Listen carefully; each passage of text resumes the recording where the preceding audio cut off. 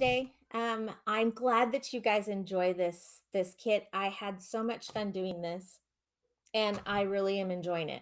I will tell you though that it took me a little bit to try and figure out one of the key points to this stamp collection. So I can't wait to show you. And I thought, we haven't done a lot with this uh, series, this collection, not just this collection, but this particular company, and what they put out. And so I wasn't sure if you were aware, but if you weren't, they bring different artists together from all over the area, all over in different groups, and they ask them to come and be their artists for a set. So that's why they look so different. That's why they're not all the same. Usually you'll have something down here in the corner that shows who the artist is, and I'm not showing it right down here in the corner, and I can't read it because it's of course in a different language. So you can get such different sets because of the fact that they're being done by different artists. So one of the things that I'm going to do is kind of show you what this pack included, and so that you can see where we started and what we ended up with. Okay, so I know that we've looked through these before, so I'm not going to take too much time on this, but there are 4 of each sheet, which means that you can make, because it's double-sided, you don't have to go, oh, I really don't want to use the back because I really love the front. I mean, that happens to me a lot. Oh, I really like the front of this one. Hey, this cupcake is really cute on the back. It's much smaller, but I really like this glittered cupcake over here. But man, it would probably be better with the smaller cupcake, but you don't want to put this glittered pretty paper down. Well, with 4 of these pages, it gives you the opportunity to kind of expand. These have a print on the back as well. These are our little picnics. And then on the front, we have these great big scenes. And these are the most adorable scenes ever. I think that there are ways in which you can use them. I didn't try for this particular time, but I think that you could use both sides. In this particular case, I was able to make all the kits out of one book. So that was a total of 16 if you're including my kit for today. So it's really great. I'm really happy with how it turned out. And so you'll see almost all the papers from this particular set. You won't see all of them, but you will see some of them. Sometimes the yellow might be something that you want versus the blue and what you want it to look like.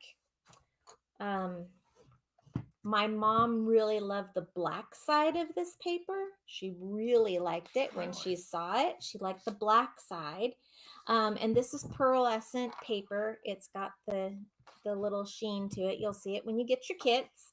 And then the white has the same on the other side where it's pearl and it has the white. So now you can see the white and the black. And my mom really liked the black because the words showed up really well for her. So when I cut it with the idea of this side being the one that you cut from for your choices of messages, because I cut messages straight out of this piece of paper. But you could always say, you know what, I like this side better. I like this color better. I like that color better, or I want it to say this. So you've got both sides that you can use, and there's no rights or wrongs. This is another pearlescent paper in the pack. I originally started with this paper, and it's so pretty, but I was running into a problem with trying to make it work, and I was trying to force it into the set, and it wasn't going to work. So not to be able to use it and get enough kits out of it for everyone's enjoyment.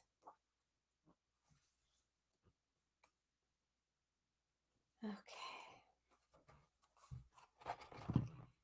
And I just realized I didn't say anybody's name, and I'm so sorry. But I am just going to say Hello, Roberta and Betty and Annette and Ruth and Irene and Diane. And who else do we have on there?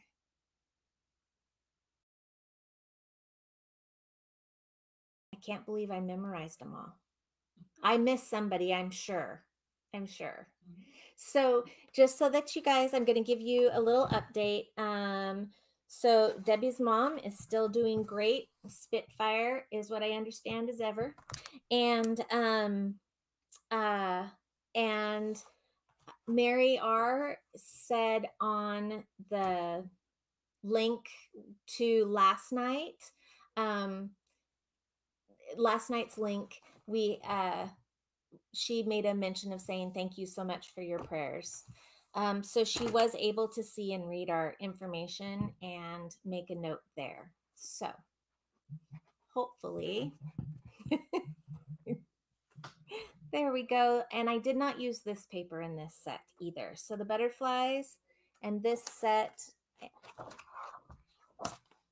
there's 3 different types here, and then the stripedy on the back. And then I didn't use this set.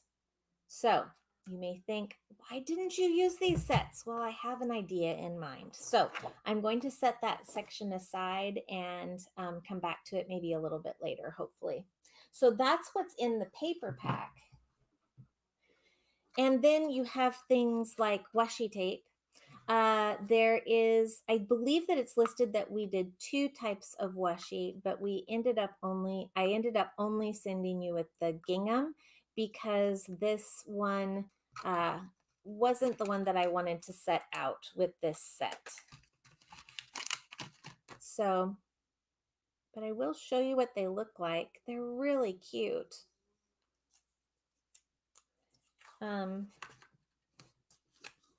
So it really adheres nicely, and you can completely have a lot of fun with them on your paper. They go anywhere, and I would not use this personally for doing my die taping downs because it's just too pretty. But this is what the 2 look like. Nope, nope, nope. This way. There we go. Okay, maybe I moved over too far this time. Alrighty, so here's what they look like. And you can see that they have a little bit of see-through to them. You can see the lines actually all the way through. So just a note with that, and that's why I put it on this black, is to be aware that there is a little bit of print that shows through. So we have the washi tape. We also have the sequence. However, I couldn't pass up doing a different sequence set for this. And because I was making such a tiny shaker card in this set, I chose to use a different type of confetti. But it would be great if you were going to use it for all different kinds. So this is the stamp set that I used. I love the little donkey with the baby birds and the parent bird and the butterflies and the heart. And it's just so sweet. And then we have the decoupage. The decoupage sets come with 2 of each type. So we have bunnies and chicks, and you will just get a varying one of these. You may end up with the bunny and chicks. You may end up with the squirrel and the swing. The bunnies and squirrels on the bench. Little badger, possibly skunk. I don't know. You never see his tail, so I'm out of luck on that one. And then here's the little deers and their picnic together. So I sent only 1 page of deco. My hope is to be able to finish the rest with using the extras from the packs, so that if you purchased a pack or you purchase the deco, you can see and maybe have some ideas and then go from there. Explore. It's fun. So that's what comes in this particular set. There are some sets that have, there's also an enamel dot for this. I also chose not to use that one. If I add too much into it, it makes the kit too expensive. So I want to be able to try and keep the cost low. So anyways, hopefully this gives you an idea of what comes in a set. Some of the other sets don't come with decoupage, but they come with wood shapes, or they come with chipboard, or they come with various different things. Some come with only 2 stamps per set. Some come with 3. This one has 3. I think the In the Forest also has 3. So how do you go from all of this paper that's just kind of sitting there, and what do you do? So that's where I started, and I went from there. So some things, I'm going to run through the kit that you're getting here pretty quickly. Oh no, tore it. I do like that you can, it doesn't matter whether I tore it or not, I can actually set it right back on and you'll never know that that tear is there. You won't see it so long as I put the right tear part on the top and bottom. You will not know that the tear is there. Can you tell? I've checked that out. Okay, so here are the cards that we're going to make today. This one is our little donkey saying hello to his friends, the butterflies. And this one says happy days, and that came from that black and white word sheet. And that's our washi tape. And then we have a little bit of our feathered ribbon from Offray. This is one of the decoupage sheets. Again, the little word sign from the Words Pearlized sheet. This is half of the decoupage. I actually have one that I can show you that's an inspiration card, but this one, we're creating some scenery and pieces to it, so I wanted to make sure that I walk you through this one in comparison with the other one. Hi, Kathy girl, how are you? So with this one has several layers to it. So bear with me while we go through the layers and making this one. It shouldn't take us too long.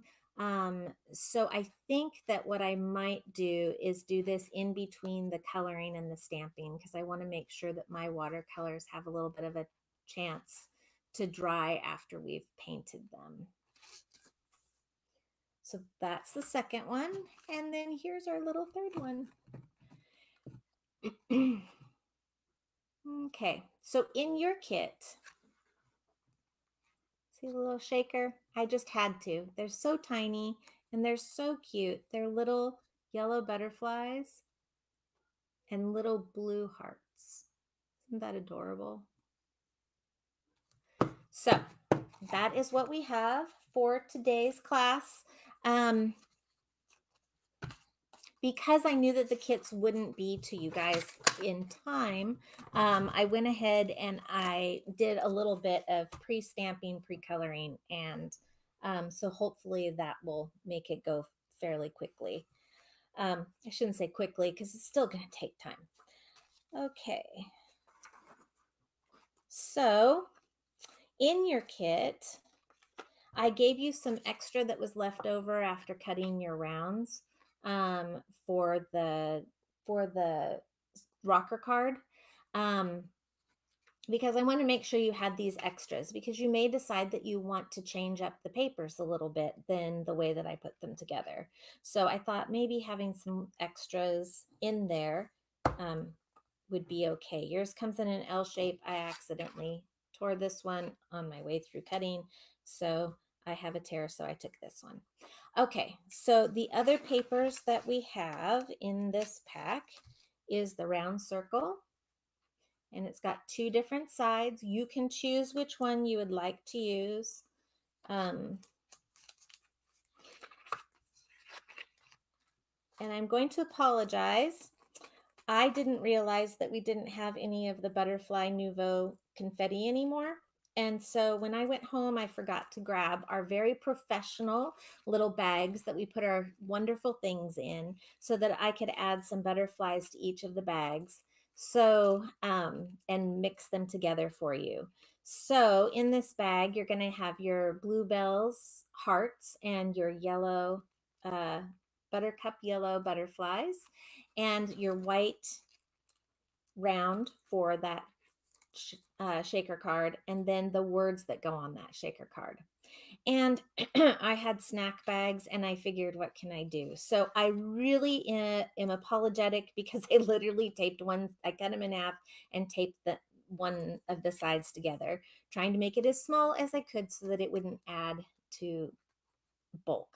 So I apologize right now that I did not remember to grab those. Okay, you've got some foamies.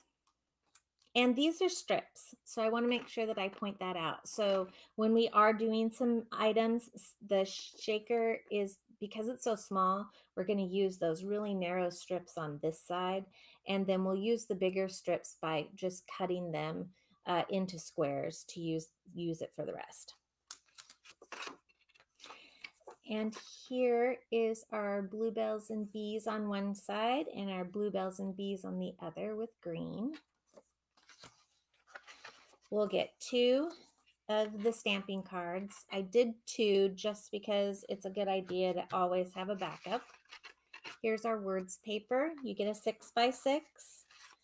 You get a picnic basket.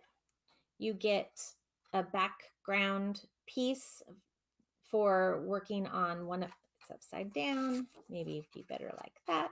This is for that the card with the wood and the decoupage. So you're going to be using this as your background.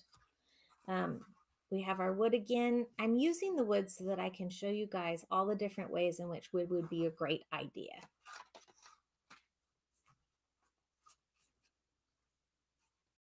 There's our cupcakes. This is my decoupage sheet. You get 2 background pictures. You have one 6x6, an envelope, a 4x6 with a piece of washi on it. Just remember, you can take this off the paper and just set it to the side, whether you want to put it on your table for a minute. It stays super sticky, and it's not going to be a problem to peel this off and then place it where it belongs.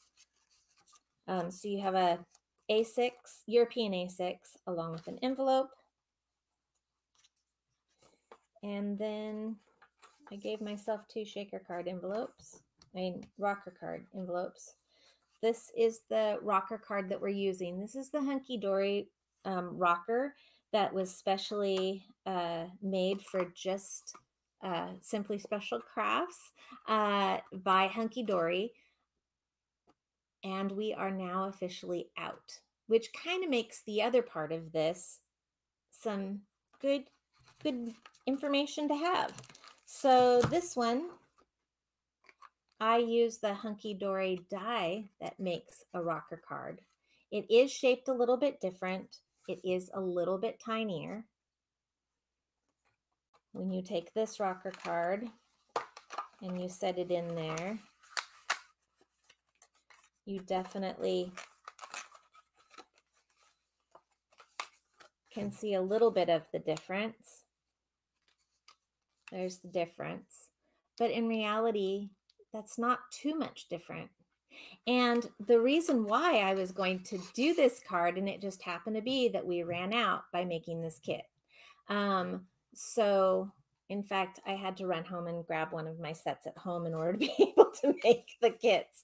So it's just a good point that when you have the opportunity, whether it's Hunky Dory or Tattered Lace, if you have something that you really like, an easel card, a stipper card, a rocker, these things make it to where you can always make it, whether you have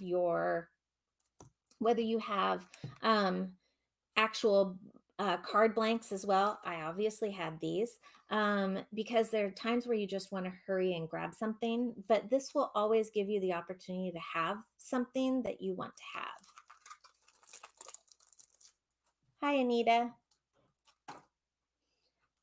Well, I'm going through the kit right now. We're not making anything, but that is the end of the kit. What's in the kit, along with your ribbon piece. I had a section in here for masking, and I'm not seeing that. I put a piece of masking in for everybody, and I didn't do one for myself. And there's a particular reason why we need this masking, because I'm going to show you here right now.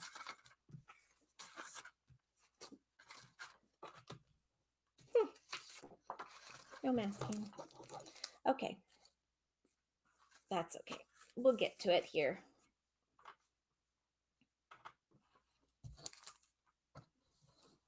Pardon me, I'm going to run and go get one because I know where they're at, because I'm the one that used them last. I'll be right back. Bryce, keep them entertained. What are you doing? I am the cameraman behind the scenes.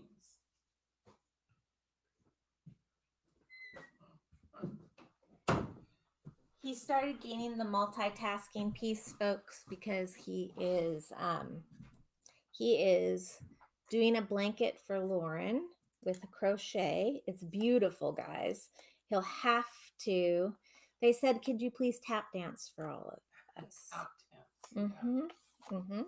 Yep, that's what. Mm-hmm. It'll be entertaining, I'm sure. Scary. A little. Nightmares. Give you nightmares. Okie dokie. So first thing that we're going to do is we're just going to work on our stamping in general, because it's going to be important.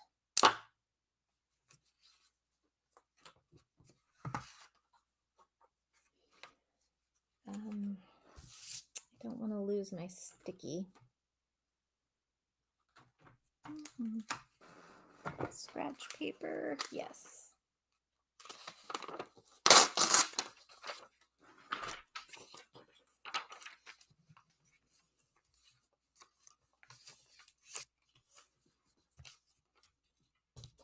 Okay, so out of your stamps, you have your hearts, you have 2 butterflies, you have your little birds in the nest, the other bird, the donkey with all of the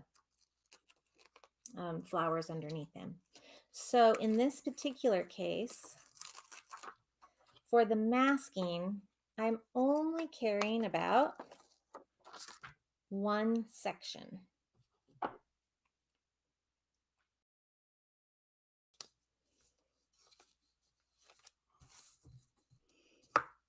I'm going to put the paper up in my corner. I'm going to lay the donkey part down because that's all that I'm really caring about is the donkey. Put him on my little full stickum mask. Make sure that the print is down. Now we're going to be using watercolors, so we're going to want to use our Pink Fresh hybrid. There are a few others that you can use. You can use alcohol-based pad. You cannot use alcohol markers with that. Don't think that that's what you can do with it, because you can't. And there's other hybrids that are out there as well. So there's lots of options, but we're going to go with our Pink Fresh because that's what you guys should have from your initial stamping kits. Roberta says right away, you need to tap dance for us right away. Yeah. Okay. So here's our donkey. It doesn't have to be a perfect clear print. You just need to have a good idea as to where you're going with this.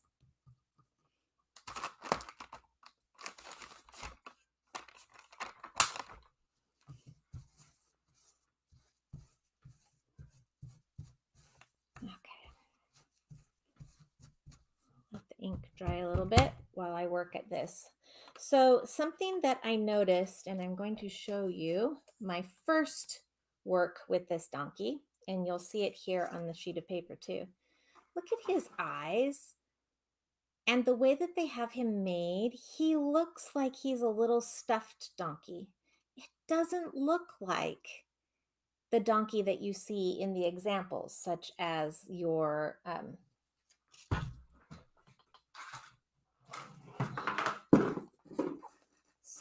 the little guy right here.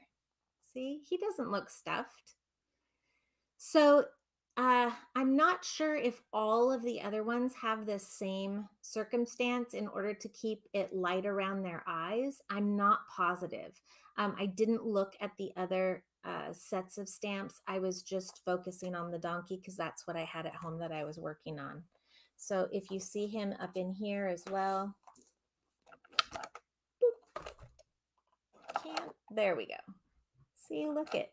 Isn't he absolutely adorable? You put that up to this, and man, I was really disappointed. So then I thought, okay, I'll blank out the eye. So I masked the eye. And then I tried masking the whole donkey. And then, so I have various different examples. So here's what my mask looked like when I first started to try and do various different options. Here was the black around the donkey, so I could mask off the black so that it didn't show up. And then I could mask this area so that I could put the black on. And then I covered this area so that all of these markings would be lighter colored instead of black. And I came to the conclusion that what I really liked was having a light gray stamp.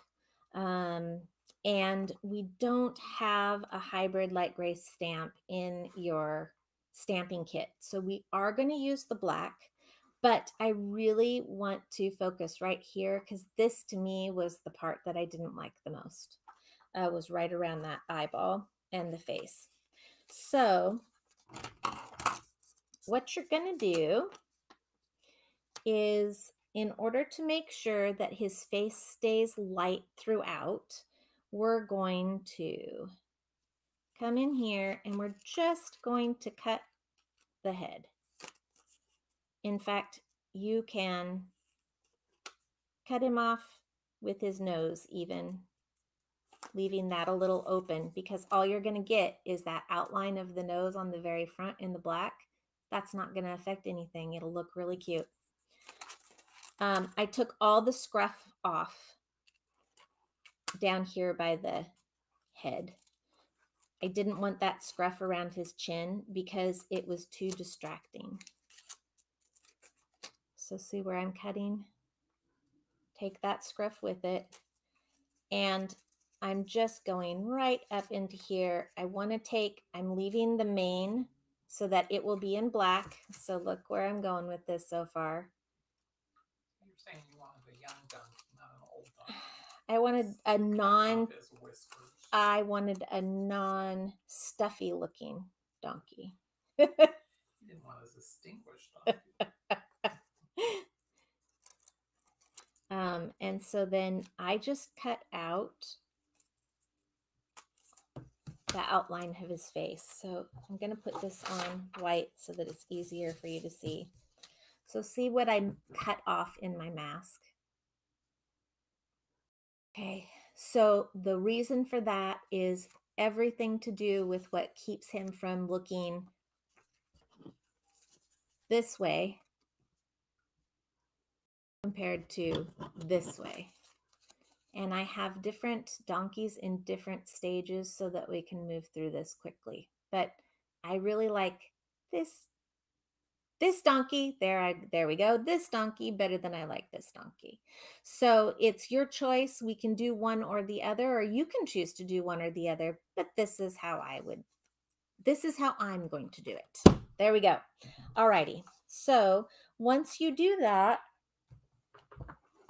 anything that we're doing, we're going to fussy cut out. So I encourage that you go ahead and you plan on putting what you can on each space. And remember, I wiped this off with my baby wipe, and so I'm just going to flip it over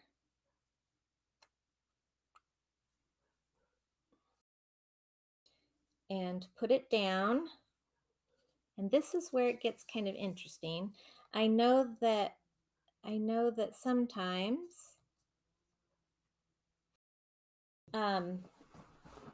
people put the mask on the actual stamp, but I didn't do it that way. So I want to line it up so that it fits in between all those markings.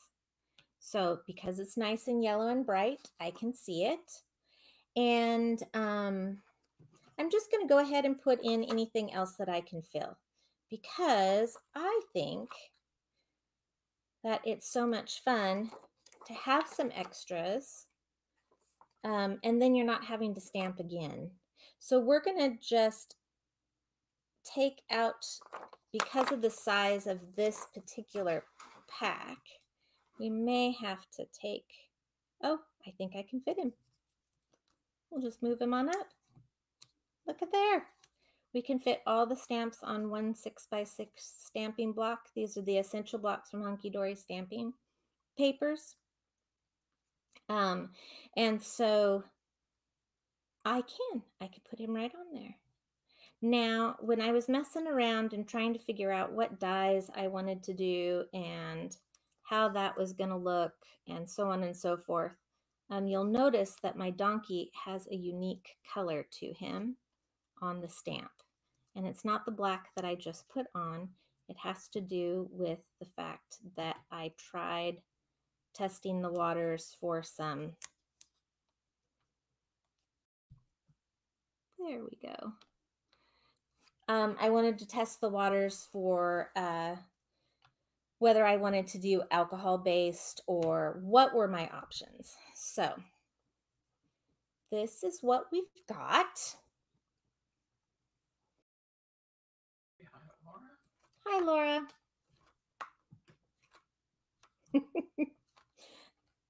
Laura, you do what I did. Go through all the list and try and say hello and hope that you didn't forget anybody. Okay, so with this, I've already got it set up. It's all ready to go. I've got it lined up where I want it to be, which also means that I'll just be able to do one right after the other, which makes this a nice and easy and fast little trick. So I'm just going to put black on all of it.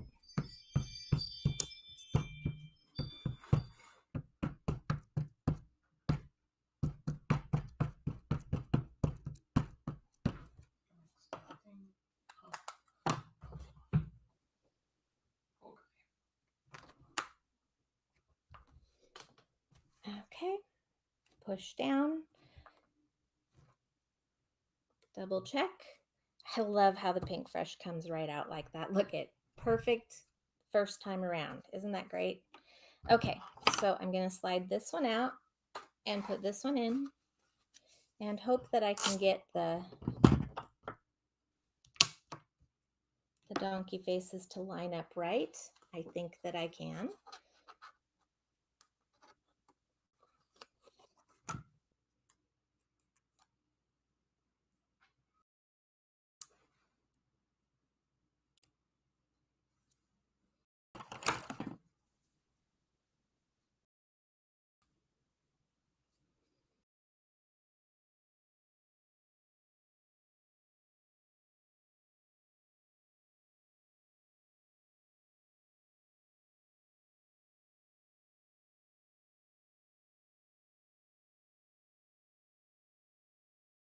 I might not be able to.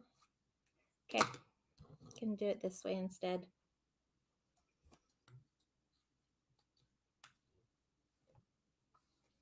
We'll just check it and move it until we've got it.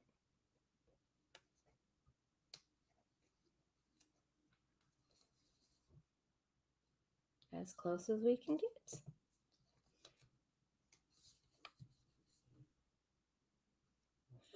It's getting worse, not better, guys.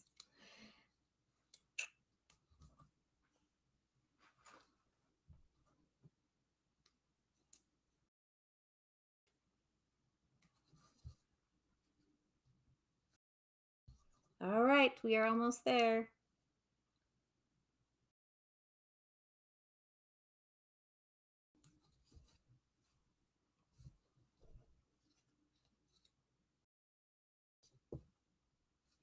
I'm just missing it by just a tiny little bit. So I'm going to go, and I think I'm going to call that good.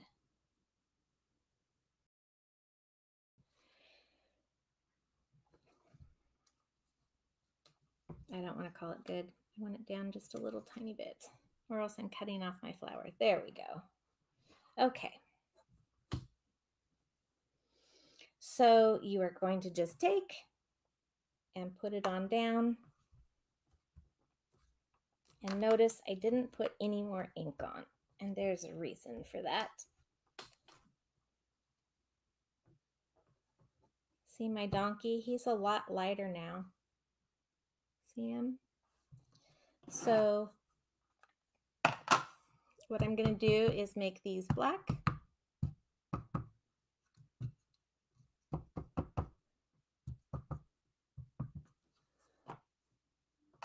And I'm going to make the flowers black along the base. And I'm going to leave the donkey for just a second because this was the other trick that I used.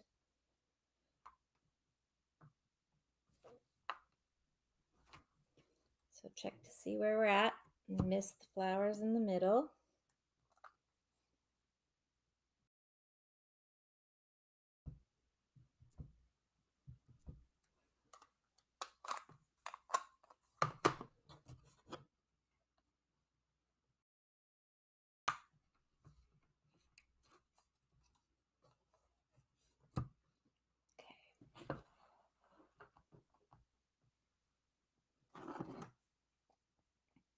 Now,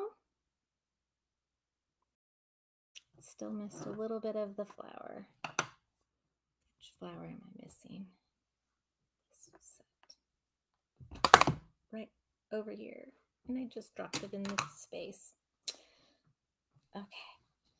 You can take, and with your gray, you can go through and you can mark it darker.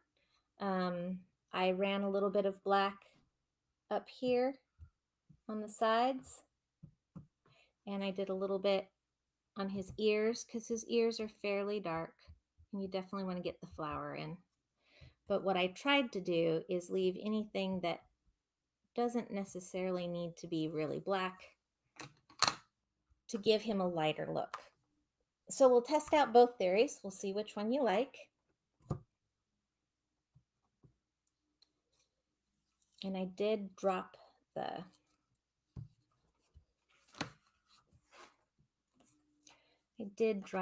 pad on the top of it while I was working, so he's not going to be quite as pretty. But if you can, I took a lot of time moving that bottom sheet. It probably would have come out a little bit of a darker gray, or you can always go with a gray hybrid. I've used my alcohol markers before, only on this type, not on the rubber, but you can use your alcohol markers on these and just use those as your ink, and it will set against the watercolor. And then you have to be okay with either you having a colored piece to yours, like this one has, that little bit of a tinge. It has that tinge because I had a hybrid that for my ink when I was at home.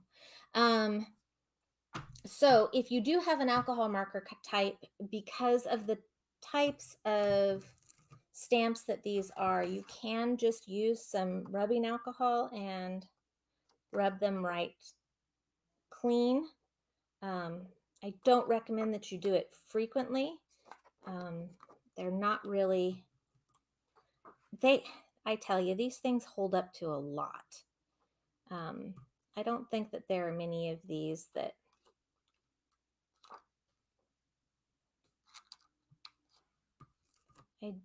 I don't think that the silicones have a likelihood to become damaged like the rubber ones did. I found that to be much easier. Okay. Say hi to Catherine. Hi, Catherine. Thank you for joining us.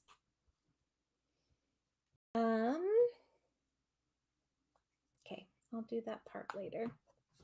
So we're going to set this aside. And I think I'm just going to work with the all black one, just because of how light that is. I don't know that I have an intensity marker that will do as good of a job. No. Okay, it's not quite the right color, but that's okay. Okay, so on here, I want you to look on the black and white, take your stamp view. Let me pull my little masks off. Okay, and I'm going to take my watercolors and I'm going to say, all right, I want to make sure that I leave this section right through here. Can you see right up in here? We're going to make a line so that you know what area you want to color in. And you want to kind of have an area like this. And I think that that's what the stamp was trying to do, but it just didn't quite work. I'm using a really, really light, hardly any pressing down, because you don't want that to become too bright. In fact, I can barely see it. I don't think, oh, there we go. Can you just see? It is so barely there, but it's going to help keep you from accidentally coloring too dark in those areas. Okay. So this is how I start with my donkey. These are the watercolors. I did alcohol markers because I was just curious. They work beautifully for the flowers, for the nests, for the heart. But for the donkey himself, he didn't look very good. He had a lot of streaking that I didn't think came out and had as smooth and as pretty of a look as the watercolor markers or watercolor pencils. You could use watercolors and use it with the brush and just dip into some of your water inks, and you can do that too. So it really just depends on what you like doing and what you enjoy doing. So now I'm just going to shade, and how I shade has a lot to do with just thinking about where the sun is going to be on your print. So I'm going to put some darker over in here and maybe a little bit lighter here. Now that I've chosen that side, that's the spaces where you're going to put the darkest parts. Now his leg comes down, guys, and it goes all the way. It goes all the way down into here. You can see his leg right there. It takes a little bit of looking, but you can do it. And his tummy is not just here, but it's over here too. So you want to make sure that you get that along with his leg right here behind these flowers.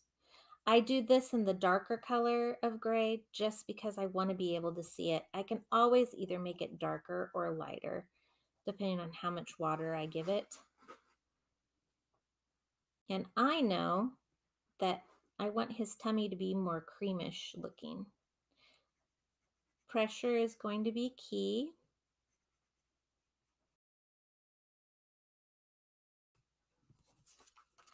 I can turn it back around because I've got to be able to figure it out.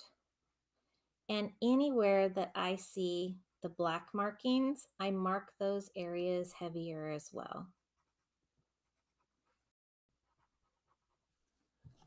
Any questions so far? Okay, good. That must mean that I'm making sense. I've got you guys fooled. Look at that.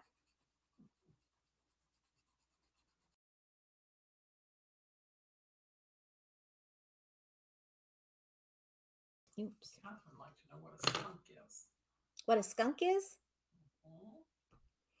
Let's not have them in France. Okay, so a skunk is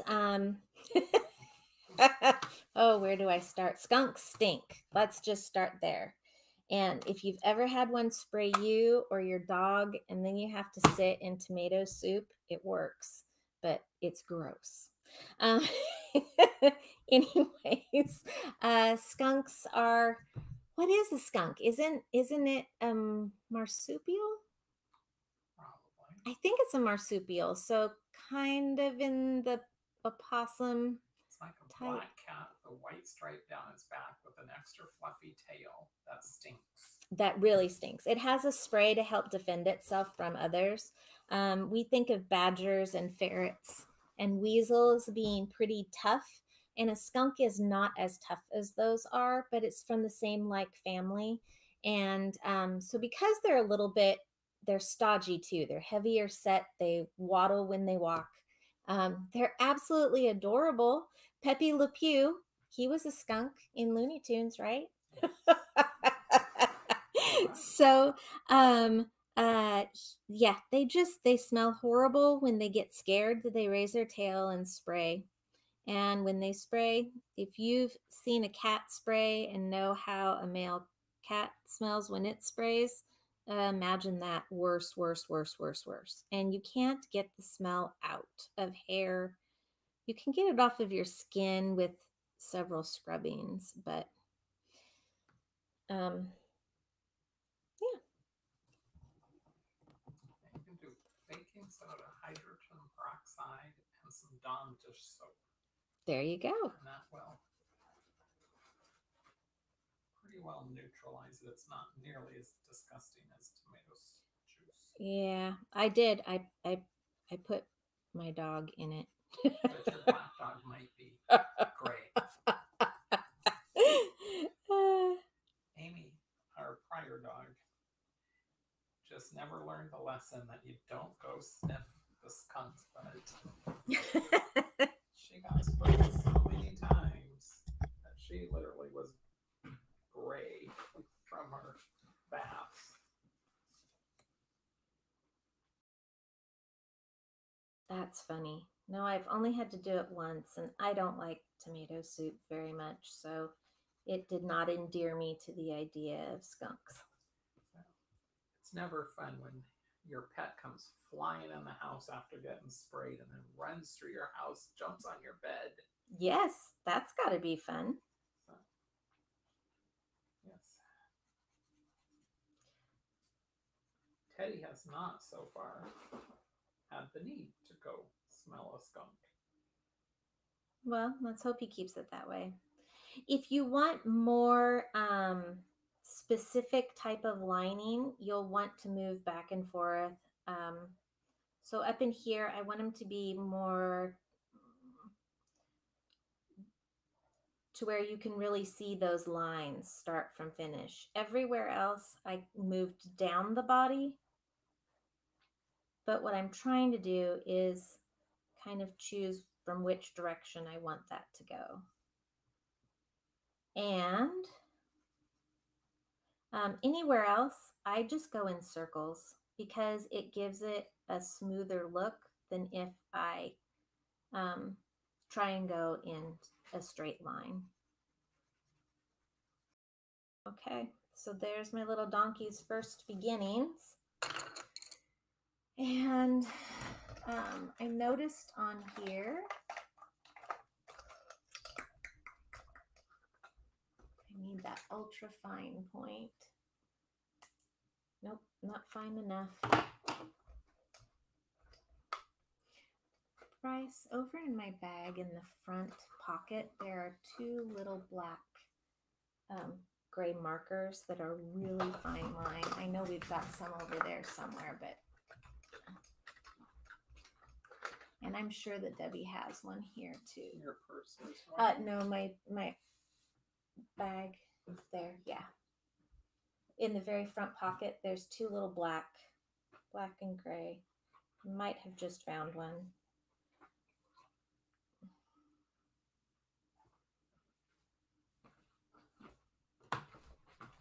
think I'll stick with these. Okay.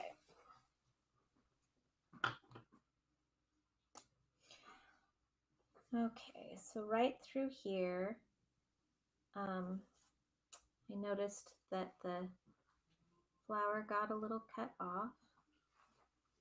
So we're going to give that flower back. And then he's got some of his outer edging that didn't quite get in there. So, okay. And then,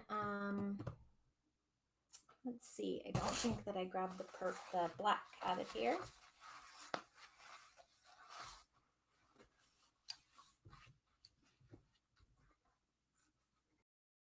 There it is. It's because I didn't see it the first time around. Okay. And I'm going to get in here and I'm going to really make these edges dark on the inside of the ear. You may want to do it with pink. I know that I tend to move that direction, but I also think that this is probably more along the lines. Okay.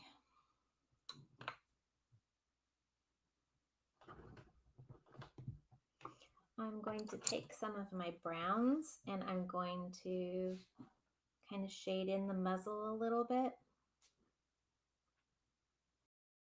And then I'm also going to color his belly with a little bit of browns.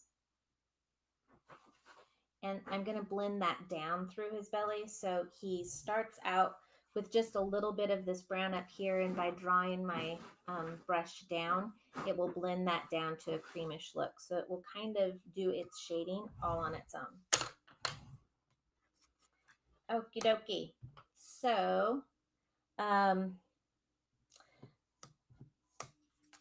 just due to time, I'm going to just do a little tiny bit of the flowers as well so that you can see what I was doing with each of these. And then I'm going to move on to the actual pieces that I've already done. So then that way we can move through the class without being here for 2.5 hours like last time. Sorry, guys. I thought for sure that I was doing great, and then that last card just kind of took a long time. Okay, so I'm just going to take my water brush. Oops, missed something. I would like my donkey to have a magenta flower.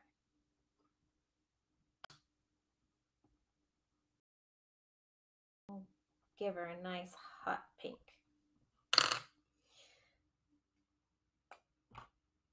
Okay. And so if you don't want to bring down, and keep in mind, you can go outside the lines. In fact, that's perfectly fine because guess what? We're going to cut him. So, but I go upwards with these darker colors instead of down because I don't want the dark being too dark. Where did my, there we go. I'm going to clean it off. And now I'm going to start pulling down and into this area.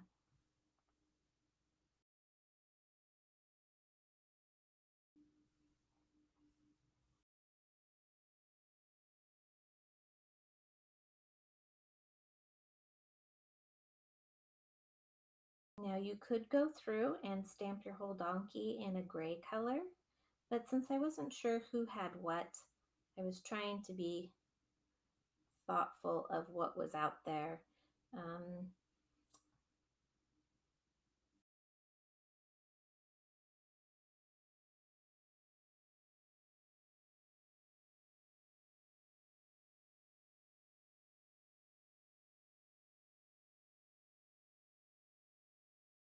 It's okay to have a little bit of your gray blend in with your brown as you move to the edge. I'm going to clean off my brush because I don't want that brown being too brown up in here. I want it to have more of a creamish look. Leave that gray to be gray.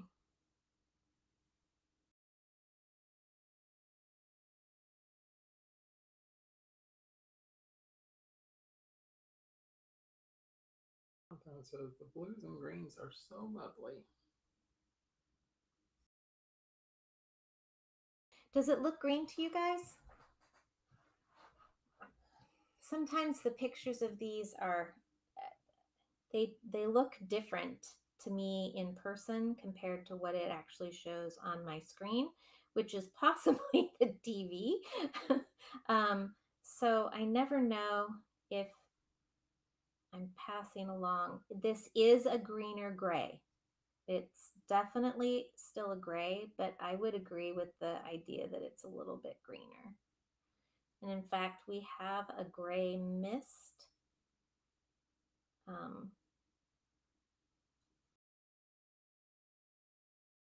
We have a gray mist that is in the watercolor line that looks really pretty, but it definitely has a greenish gray to it. Okay, so I like my donkey kind of lighter just because it just makes him stand out when we put him on his background. So if we get too dark, like I did when I first started practicing with my little funny looking face, he's a much darker shade. I started with blacks and kind of moved my way up. So this should come through as a nice little donkey color. Now I'm going to clean off all my gray because I'm getting ready to go and pull down that brown. Move it on back and forth and then just slightly pull it down so that you get a little bit of the brown and a little bit of the cream. And then from there, because donkeys are not all gray, they are not all brown, they have mixtures. I just, after I'm done, just kind of come through and put in a few light strokes, because remember our paper's wet. So this is when it takes the color, so you don't have to work so hard at it. And it pulls it in different directions. It will leave a little bit of the brown stronger in some areas and lighter in others, depending on how dry the area is. So it kind of gives it a little bit more natural. I think I am going to use the black, and I think I'm going to add that into his tail. This is where I get to make that change. And I'm going to let him dry so that I can show you how to do the eyes and have that all blend in here so that it doesn't just look like an empty little donkey. So we'll come back to him in a little bit. We'll do the same thing with our flowers and our hearts. So we've got our little nest. Do the same thing. Think about how you would have darker spaces and lighter spaces, and let the markings help you make that decision. So I've just quickly filled in all that I need, because everything else will blend and make the other areas lighter in those little white sections. So you're done. Isn't that quick and easy? Okay. And again, you can go outside the lines. It's okay, because we're going to cut these guys up. All right. So I liked the teal that they had. Other people may like purple, like pink, like all different kinds. And this, I gave it some pretty bright colors. And I gave it darker colors too. So I can make it lighter, but I really wanted that bright pop of color coming through here.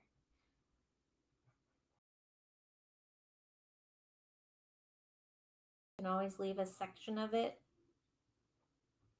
with a white space, because guess what? You'll fill it right up with that color when you rub it with the water brush.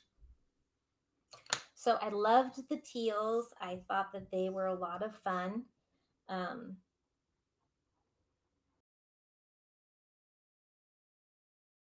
Catherine says she's never seen anything like this. Roberta thinks you're doing an awesome job with your watercoloring. Oh, thank you guys. I appreciate it. Okay, I do better, and I explained to Bryce that I get distracted when I look up and I see myself looking back at me, and it makes it so much harder for me to focus, and it throws me for a loop. And I think that that's the hardest part for me of getting online. So I think that now that I have recognized that,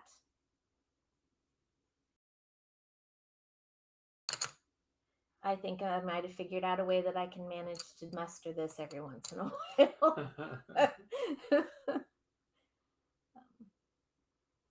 Putting a little bit of blues, intermixing that with the teal.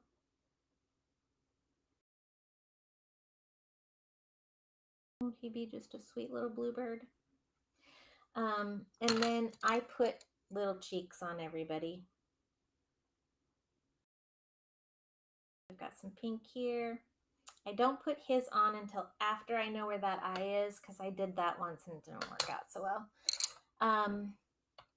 I did lots of different little birds. I've got a red bird. It's kind of a pinkish red. I've got a bluebird. And if you notice, I've either got a light brown, or I have a little bit of yellow. You can see those. See how I've got the little bits of yellow there? So you can choose whichever way you want to go. And I just recommend that the biggest thing that you pay attention to that will make it so much easier, so it kind of becomes second nature, is that idea of where your shadows are going to go, what that's going to look like for you, and stick with it. And know that the markings on them also will help guide that.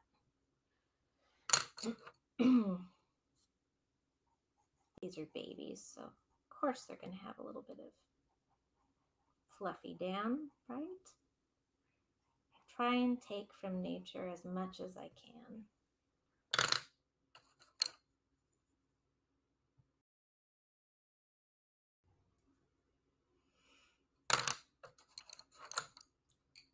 And on to some purple. I made, for my butterflies, I put my dark markings where there was a lot of black, and then I just pulled them to the center with the same colors. And then I made the body of the butterfly just a little bit of a lighter color.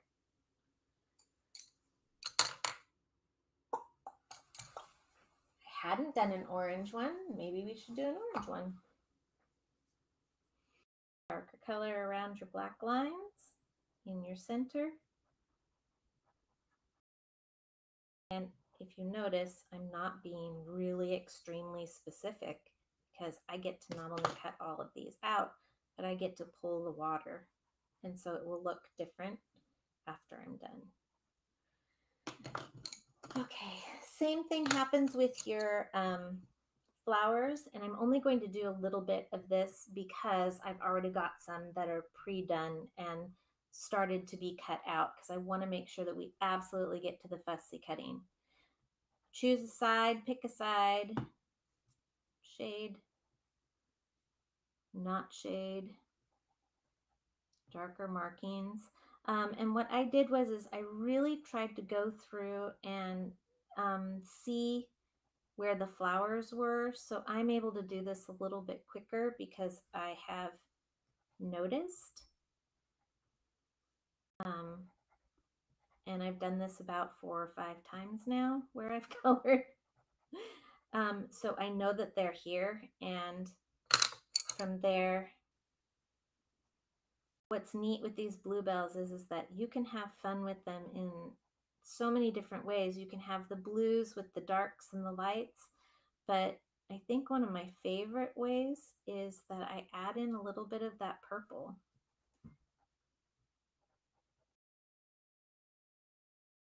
And I missed my stamp right there. See that? That's okay. We can pick that up here in just a minute.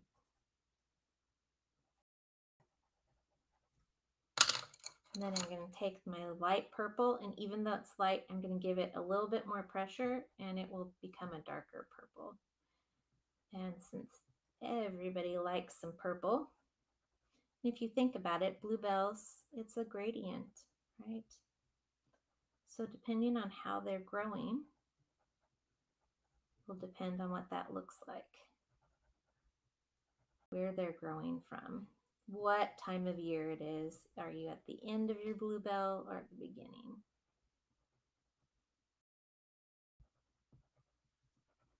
Okay. Then I have the buttercups, and I just chose some light yellow and just gave it pressure.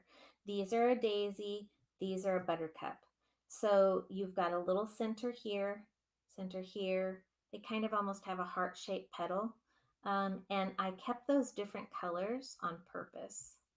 So in this particular one,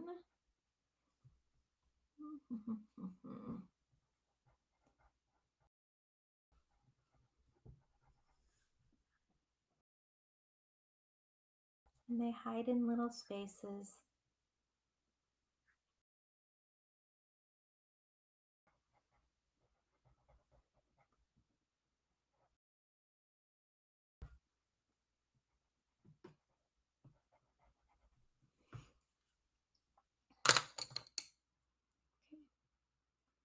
Give that center a little.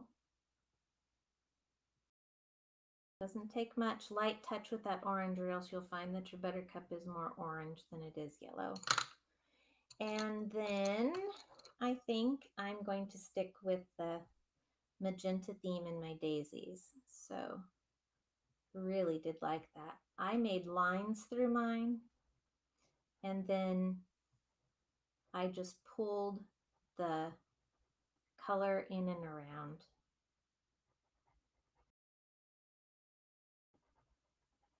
And again, you really can't go wrong with this. It takes a little bit of playing with.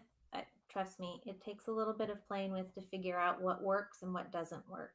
And do I like this look or don't I like this look? But I think that you'll find that you do. Gave them little yellow centers.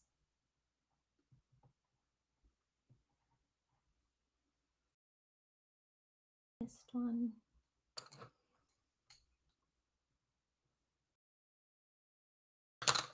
And then I'm going to take my dark purple and I'm going to fill in these little tiny ones that are down here. They're just little tiny. They remind me, trying to think of the names of them. They come out in the spring, and it's spring. You guys know that? It's officially spring 2 days ago. Anyways, they come out right about this time of year, and sure enough, I stepped out my doorway and there they were. They're a certain type of bell. It's not a bluebell, and it's a bulb, but I honestly can't remember what the name of them is.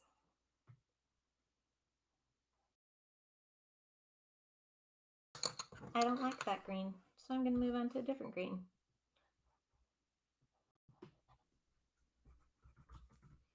And you can take from the different greens through here.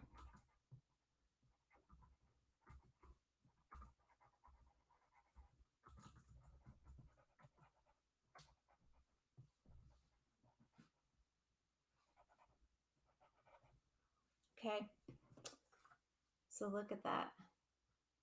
Pretty amazing, huh? It's really fast. And then here's my next secret. Shh, don't tell anybody, it's a secret. Okay, I don't want to have to fussy cut this bottom section out, so I am going to fill it in with some greenery. And look at that, I've got grass. Just like that.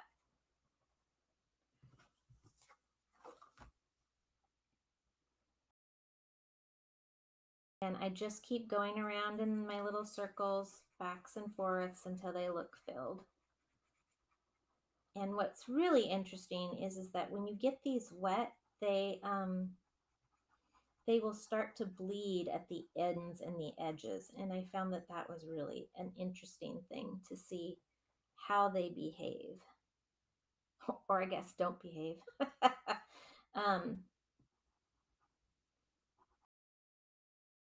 And the other part of this is that I try and give you a background, just ever so light, light, light, light, light. We don't want to point out that we're cheating too much. Light, light, light. I can put in that little bits of green, because in the background, it's not like he's not going, or she is not going to be standing in a field, and that field will also be behind them, right?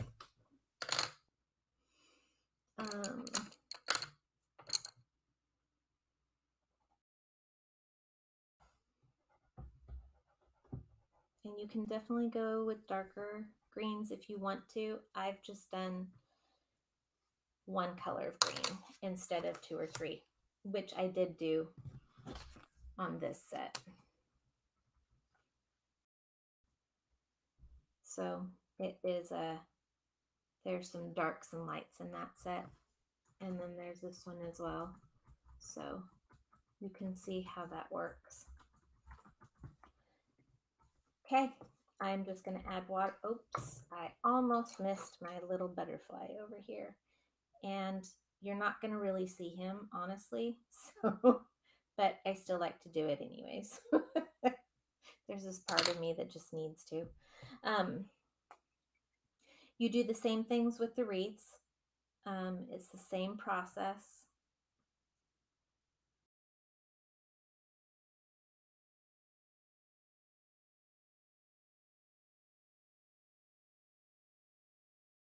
Isn't it great how it just smooths it out? Start with the lighter colors and then move to your darker colors. So your greens and your yellows should really be your first go-to through here. And in fact, I'm pulling from some of my greens just to get some extras that I missed. This one has too much, can't hide that.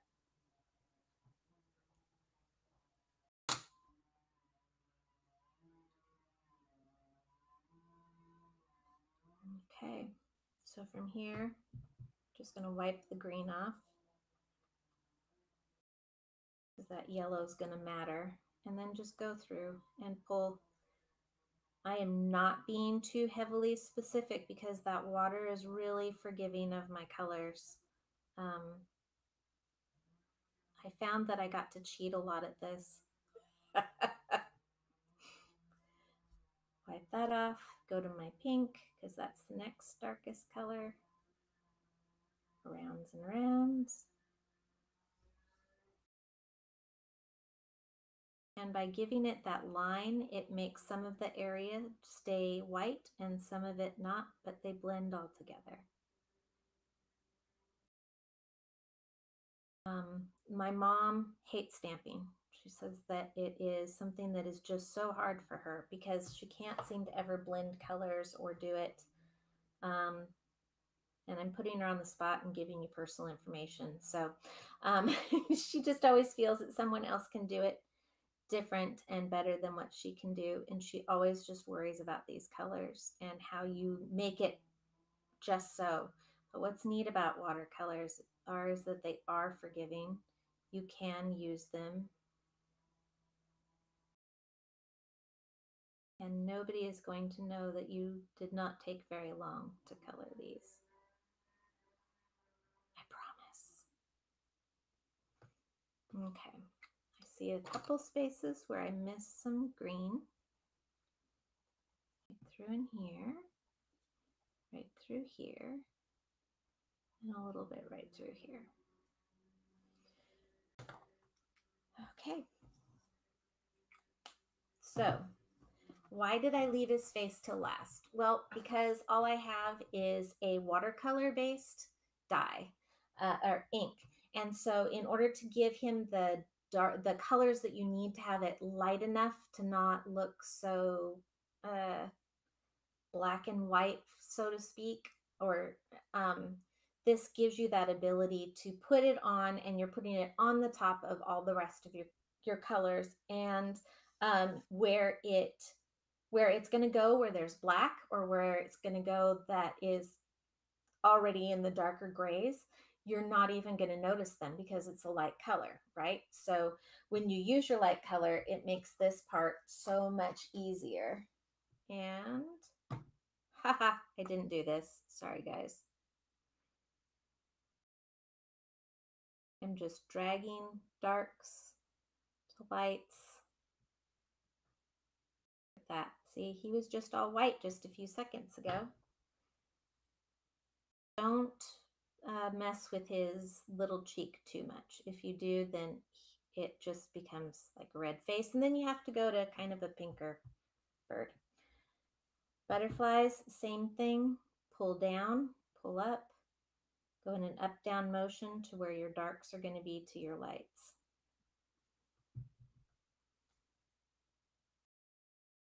And it's okay if you make a mess, because we're going to cut them out.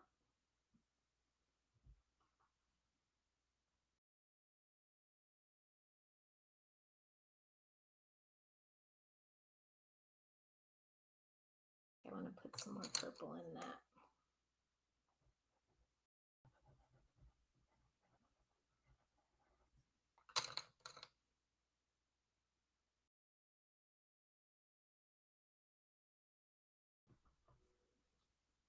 And I did not do the heart wreath, and it's just because it's the same exact thing what you just saw. But with these, it's the exact same. You're just going to choose 3 colors, maybe 4. There's no greenery in these. So just choose what you want to be your favorite colors, color your birds and butterflies accordingly to that, and it's that simple. So look at this, guys.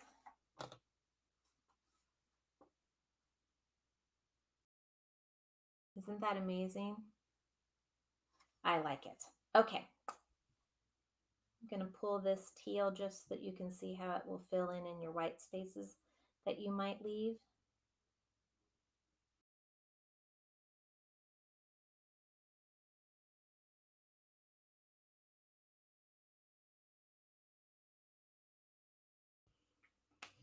Okay. Now, stamp pad. I'm sure it's buried here somewhere. Look to my second left, maybe the right. This one up here. My phone. Oh, maybe that's not a stamp pad. Behind your water bottle, looks like something. Oh, that's the ink pad. My stamping. Oh, your there platform. We go. Thank you. My platform. Yes.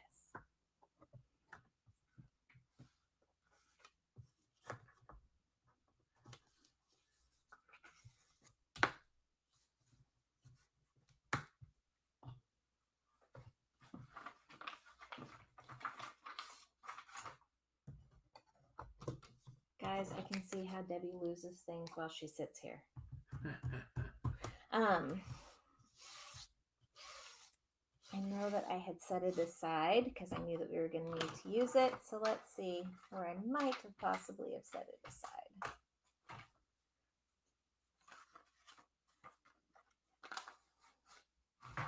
Anybody see it? What is Anybody? it? Anybody? It is the donkey stamp that's kind of slightly colored. The actual stamp itself? Yep, here it is. Here we are. Okay. So now we're going to stick the stamp on him one more time after we've done all the coloring. I know it feels weird, but we're going to just use a very light brown so it won't affect a lot of the color from this. So it's a neat trick. You're just going to line up your stamp with what you see. It really is very easy.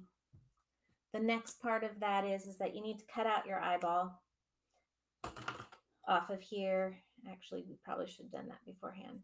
Just cut the eyeball part out. Now we're going to give him everything else, but we're going to take away the majority of the eyeball.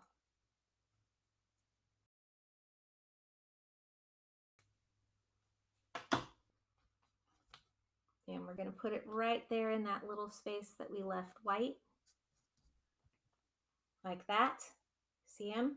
He looks kind of jaundiced.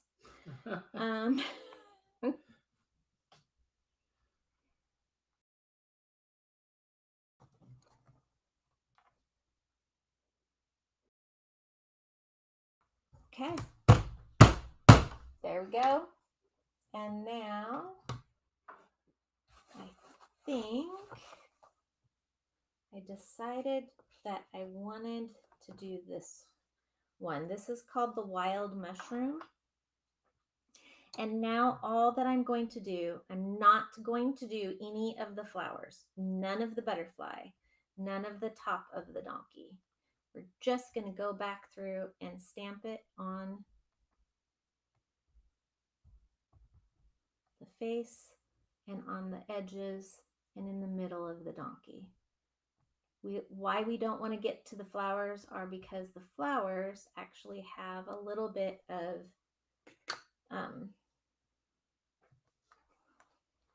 have sections that are lighter, so we don't want them to happen. But the rest, we can absolutely do the rest. Light press.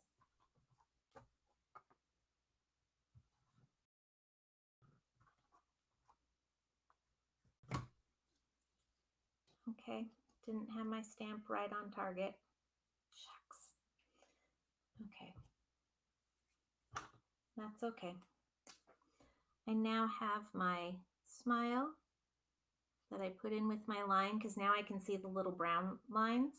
I've got the section for my eye, which is kind of a little triangle. And because I was a little off on the eye, it just makes it look like he has a little bit of eyelashes.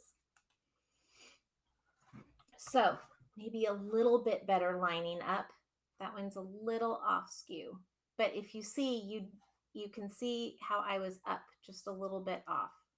Right through here, you can see the line, and right across his jawline. Okay, it's watercolor, so I get to fix it.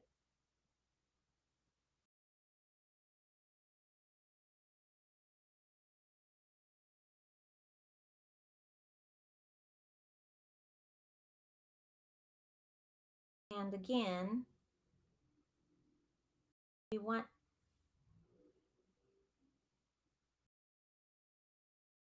him to just blend. Okay, so there's our guys. I apologize for not quite making that line up. It does really work well, and as you can see, that's all that you'll notice is a little bit of the browns in the face. You've already colored the browns with your pencils in some of the other areas, and you can see where the browns kind of have hit here and there because they're a little bit above, but they will blend right in with that black if you get it lined up just right. And that was totally my fault because I took the stamp off, and I should have just left him where he was at. So, any questions about how to go that direction? Hi, Susan. How are you? Okay, bye for now, Susan. I don't know what time that popped up. Just now. Oh, good. Susan, if you're still on there, if you want to give me a call after class, I have a question for you about circle dies. So give me a call or I'll call you. Okay, so here's all of our little animals. We've painted them. They're ready to go. And I am just going to go through and I'm going to do this with my little donkey. Actually, I kind of like him with a little bit of the brown face. I think I'm just going to stick with it. Okay, so fussy cutting. Fussy cutting is really not as scary as it feels. Remember, I've just totally let you cheat through the whole thing of having to cut all of these out. But the trick about fussy cutting a stamp is waving your scissors back and forth. It's not about precision as much as it's about just kind of wiggling. Do you see that? I'm not sure if we're getting it. Hey, Lauren. Hello.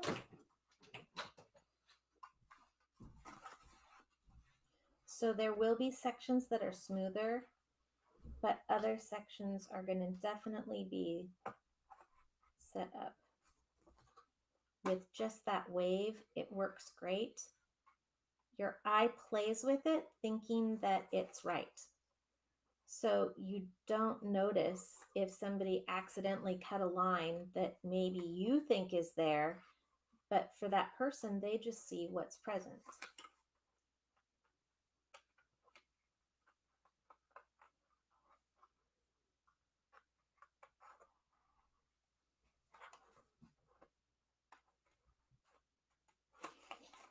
And as far as all of his scruff, I ended up cutting all of his scruff off except for a few different places just because it would take too long. But right through here, I just did the wave back and forth, fill in where that black is. I did leave a couple of tufts around his ears because I felt like that's important for him.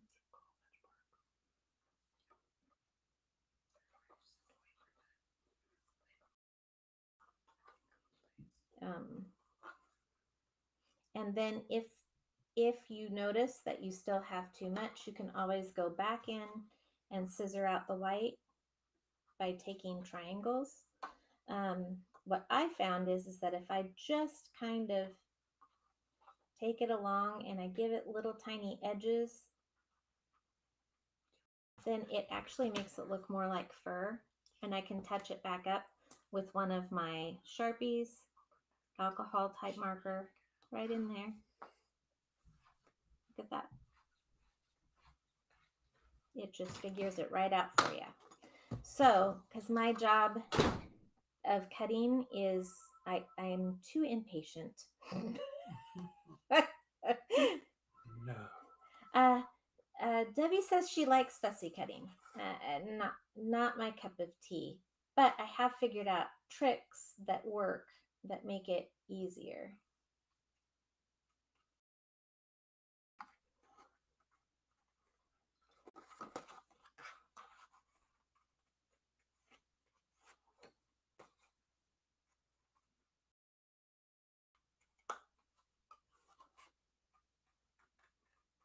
And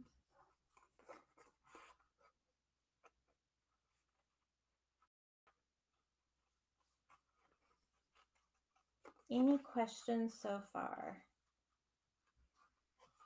Nothing in the chat.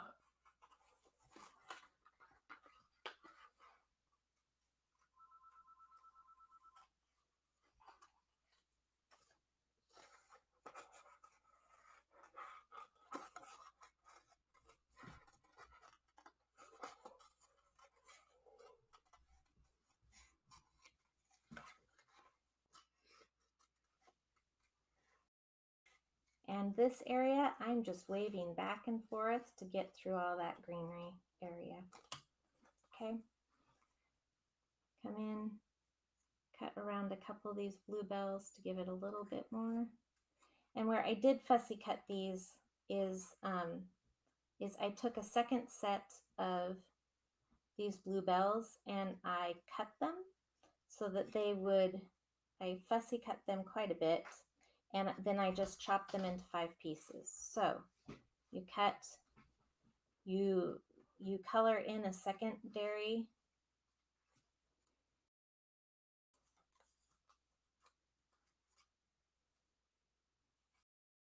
Let me finish this and then I can know that I'm chewing gum at the same time as I'm walking, right? Okay, little ears.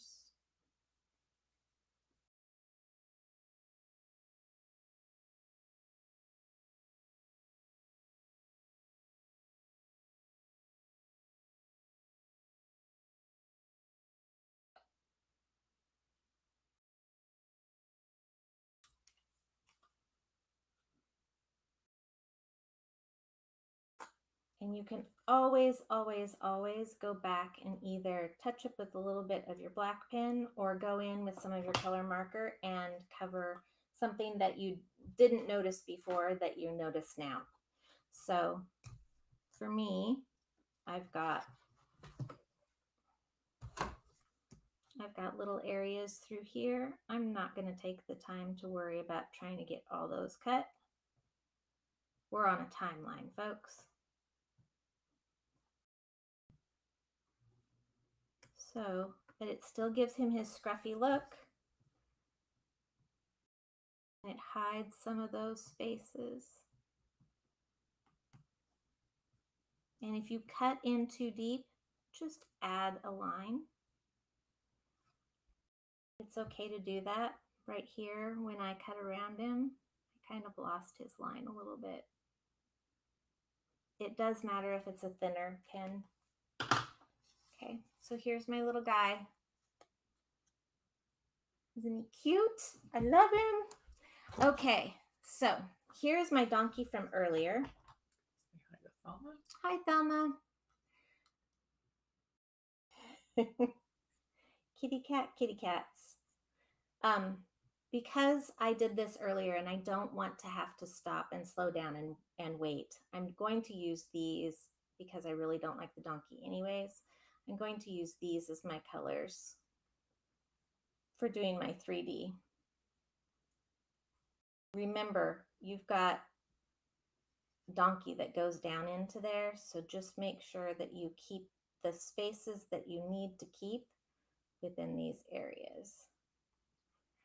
So you'll definitely want your secondary sheet. You'll want to grab it, and you'll want to grab that second sheet, color them, and then you'll have flowers to do it to make it a little bit more 3D so that it's not so one-dimensional. Cut that little donkey right out of there. And I did set it up. If you look really close at another set that I colored, let me show you that one.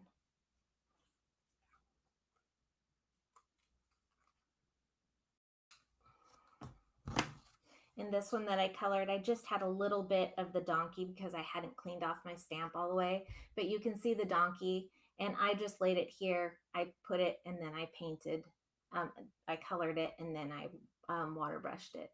So this is going to be really easy to cut out in these sections as well. Okie dokie. So here I have my set, that quick, that easy. Look at that. So as long as you color 2 of your flowers, it doesn't take too long to fussy cut them out. I had already cut them out around all the edges though, so I did cheat a little bit this time around.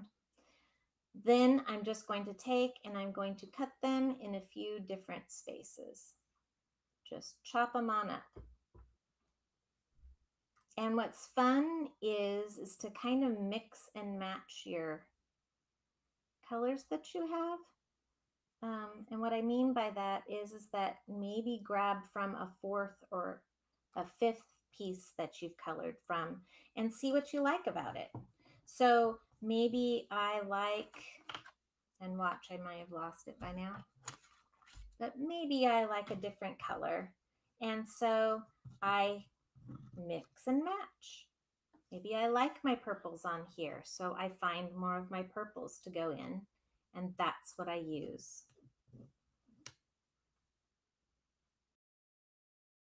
He's right there, so I might want to cut off this whole little section because I don't really want it, don't really need it. I've got other ones behind it, and this has a little bit more pinks than I want. So now I can put him in there. I can also cut out the little greenery areas behind with just a couple wiggles of your finger. Again, if you think that you've cut across your black line and you want it back, just put a little bit of pin in there.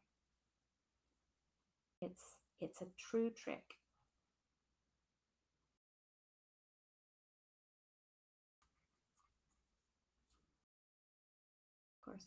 seem to get it out.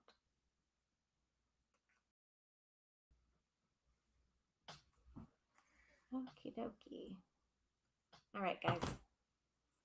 So there are some of those sections, and I think I will cut these guys out too, because we'll want them.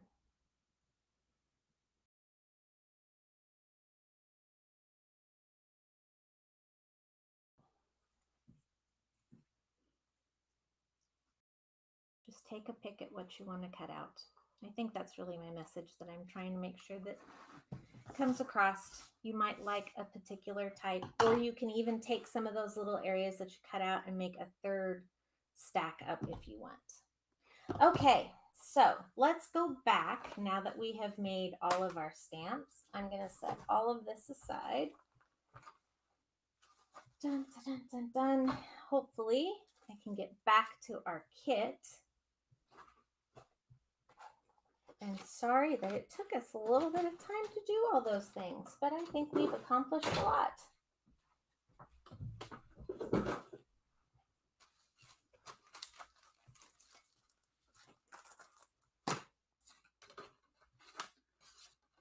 Okay, this is our little guy.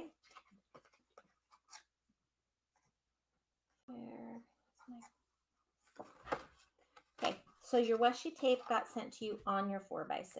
You just need to take it and set it aside. So go ahead and peel it off of your card.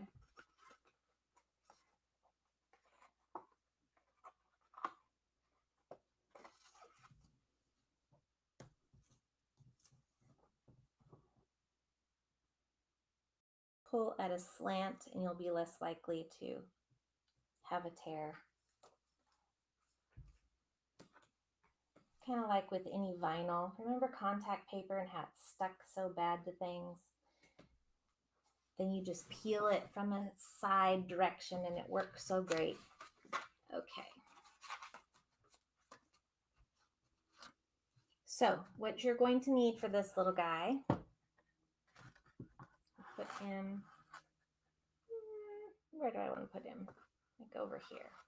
That way I can see him too to make sure that I'm not missing a trick. Okay, so you're going to take your 4x6. You're going to go ahead and find, and you actually have a choice with this. And the reason why is because I am not sure which one I want for one example versus the other.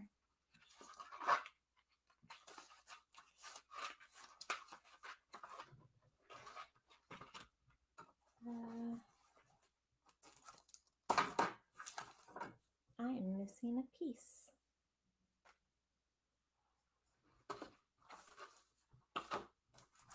I know I had it because we were looking at it.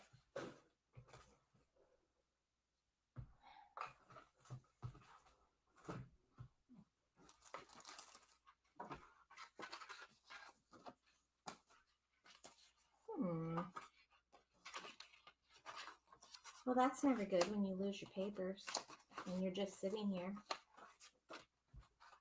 I wonder if it fell down.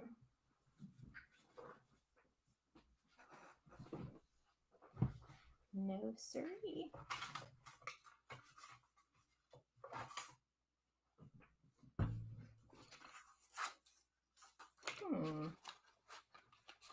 Sorry, guys. Sorry. I don't know where it went.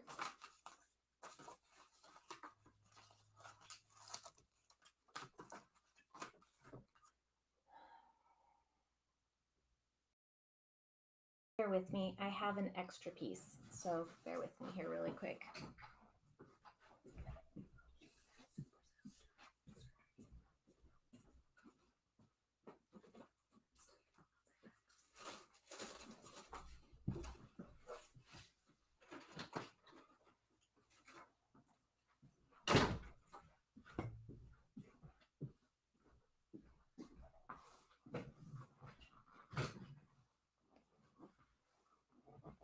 Okay, you can choose between this one and this one in order to do your rocker card with.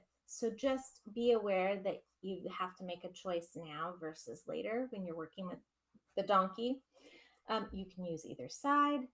It's totally up to you. There's no rights and wrongs, but there is a difference in which directions to cut. So I kind of made a little bit of a mistake, and I cut this little guy, and he's the wrong height for going this way. So I just didn't feel like it was a good match for going all the way around. So I'm putting that one just like it was before, except for that time it was upright like this. But I think I'm going to go side to side. There's not too much difference, but that is what I'm choosing to do. So our first layer are our buttercups and bluebells in the stripes.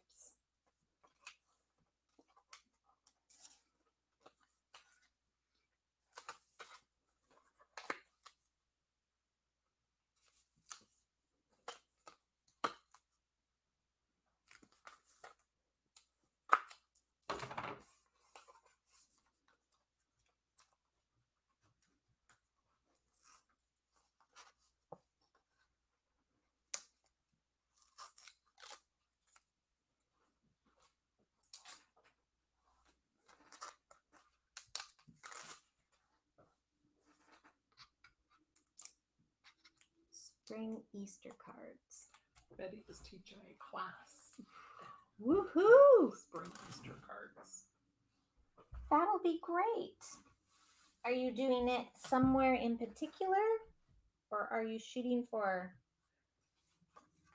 doing this online? What are your thoughts?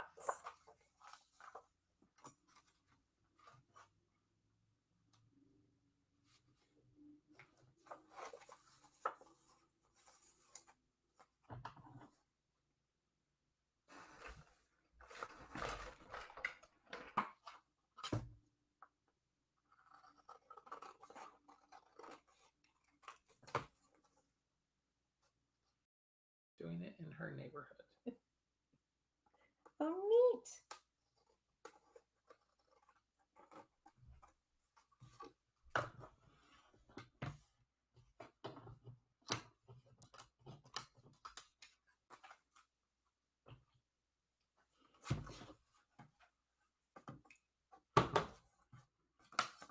Okay, there's the first part of my card.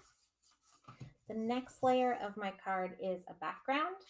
You'll have two of them because you'll need the second one. So, I don't know, which one do I want? I think,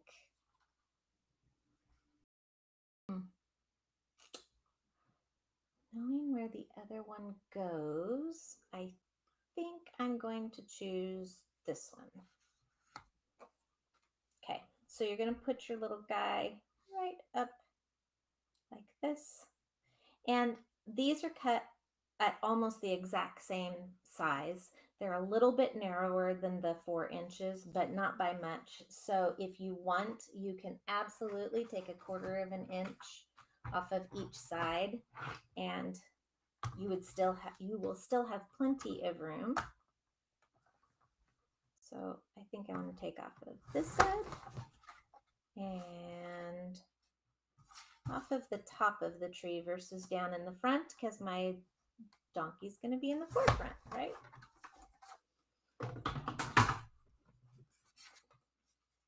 So here he is.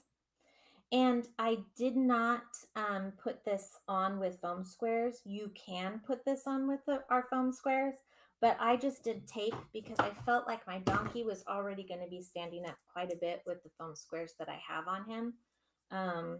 He's three layers deep in places. So, okay,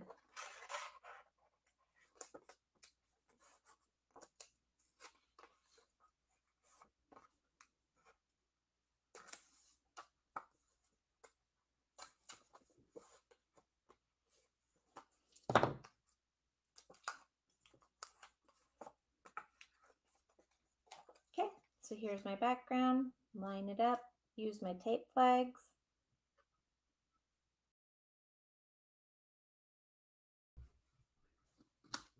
looks pretty good.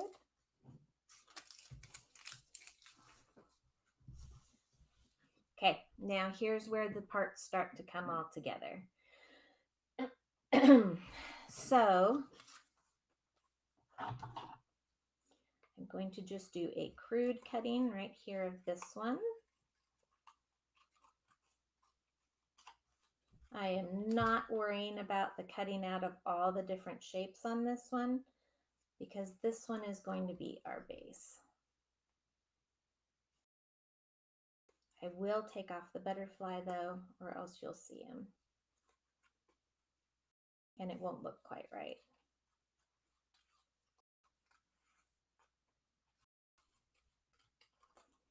Why am I doing this? Just to give you some more layers that will really make him stand out. So like I said, he's going to be 3 deep. You do not have to cut out all the spaces. You do not have to be perfect in your cutting. Most of it's going to be hidden behind the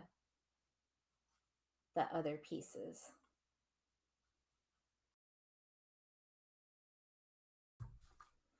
Okay.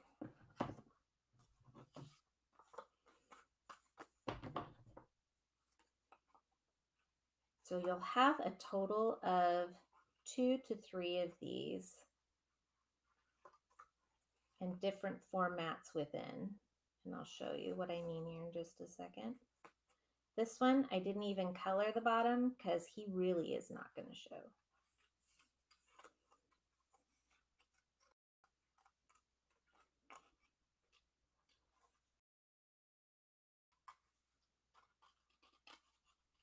And I cut just inside his lines because I want to make sure that it's the donkey in front of him that stands out, not this donkey.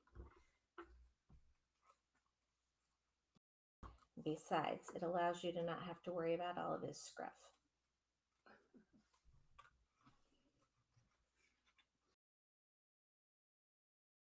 So it may feel like I'm doing all this cutting. It really isn't much because I'm not doing anything so specific that I have to go slowly. In fact, I can go a lot quicker.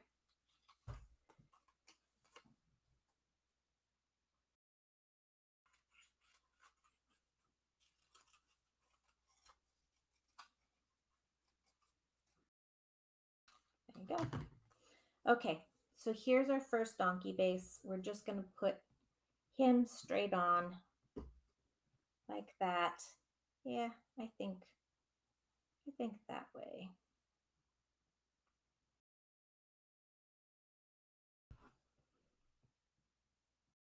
Yeah, I think I'm going to hide the bee. The bee needs to be hidden. The bee's too big. So this is where I'm going to put my little donkey guy.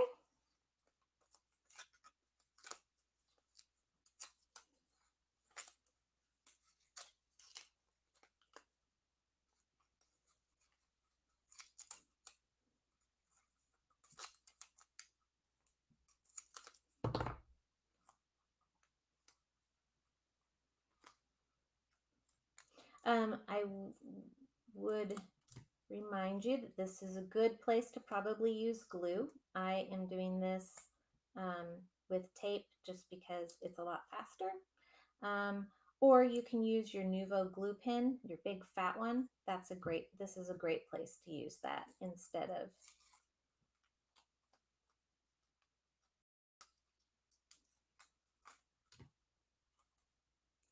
I am just taking and putting all of my glue onto the inside and baseline, on he goes.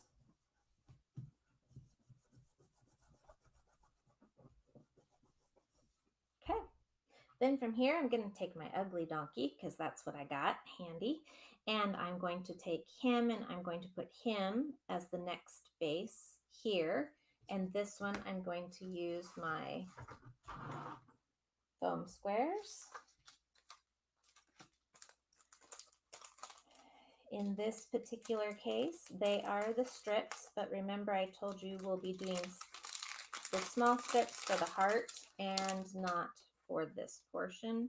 So just plan on keeping these close with both layers on, and your make sure that you're using the bigger, wider portion. Let me show you here a little bit closer.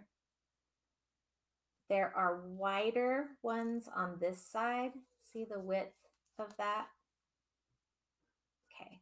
And on this side, it's much narrower. See that really narrow, tiny little one? So you want to come and do all of your foam squares off of the fatter side. And that just has to do with the fact that we need the skinniest one we can for the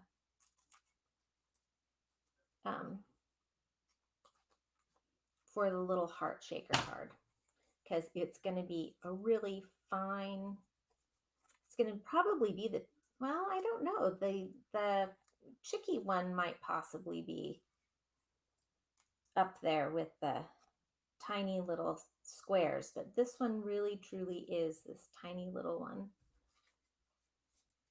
And by doing these foam squares on this side, it allows you to have it a little bit wider.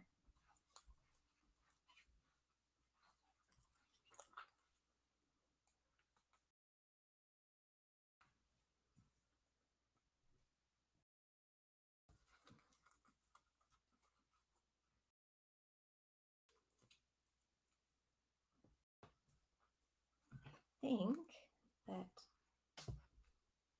I'm accidentally peeling the glue off of the backs of these. Not intentionally, probably just moving too quickly and not taking my time. So we'll glue those guys back on, and we'll try again here in a minute or two with the next set.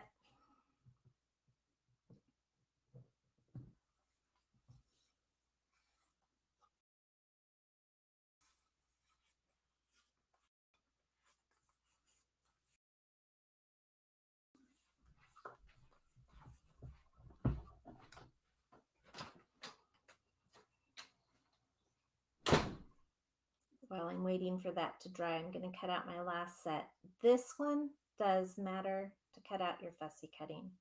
You definitely want to make sure that he is seen and you know what belongs to him and what belongs to your flowers. But because they're just going to fill back in that space, I will tell you that it's really okay. I'm taking some of his brown little tummy here, and I'm just going to leave it where it's at in the flowers, because when I put on the flowers, you'll still see his tummy.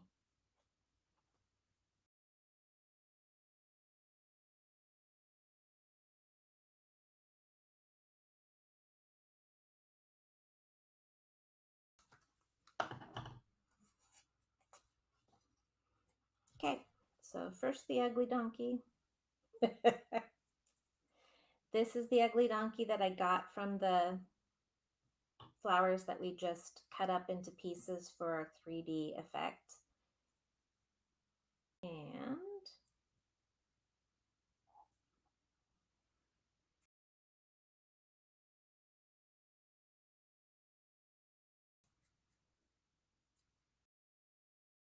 sorry guys.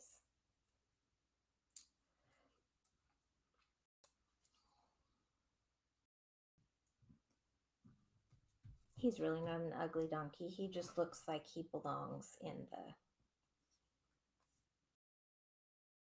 the other part of the woods somewhere in ragdoll form. He really is cute. If I wanted a stuffy, I would have totally have done that.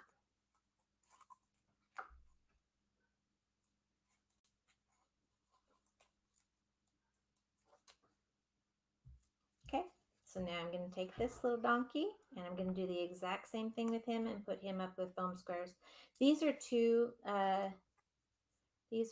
millimeters thick. You could do 1s if you want to keep this to where it easily fits in an envelope.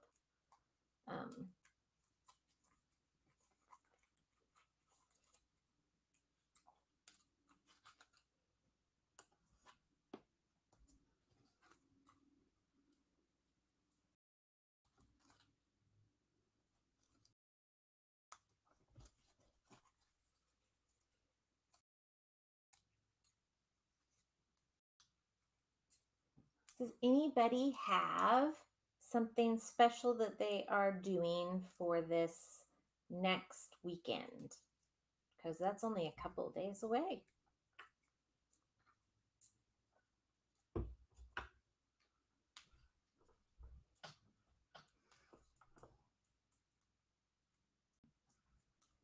Okay. So I have brought him up.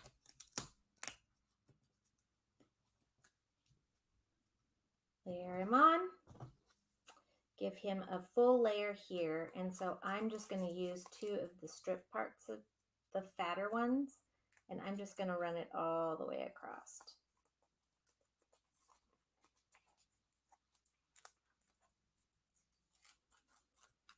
Make sure with these strip ones, when you get ready to do it, that you are making sure that the glue is coming with you, because with them sticking together like this so much, I definitely don't want you to end up losing the glue for the both sides, because that's what makes this faster for you. And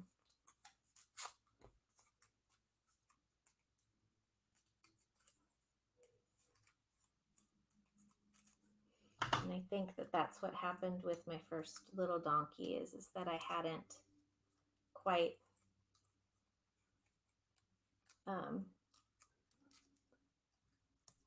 got underneath that glue, because now it's working just fine.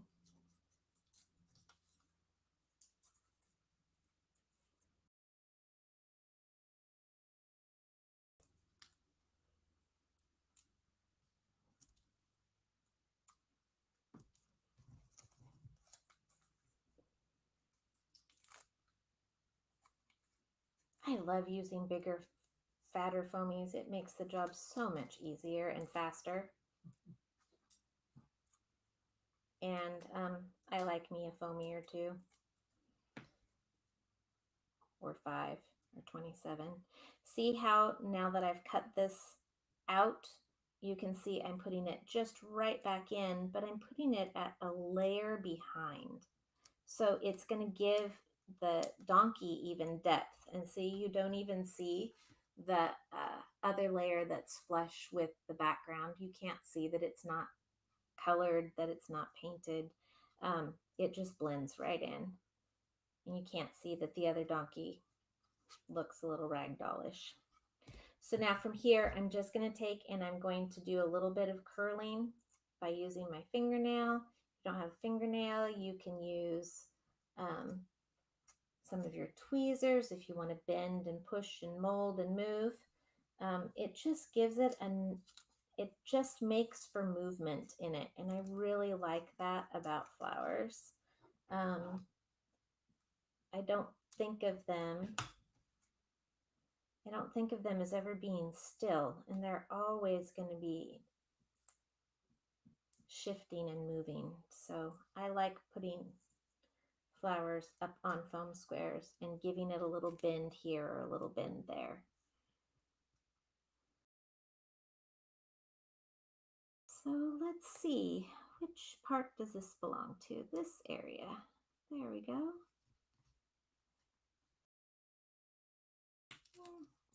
I want him down a little bit further.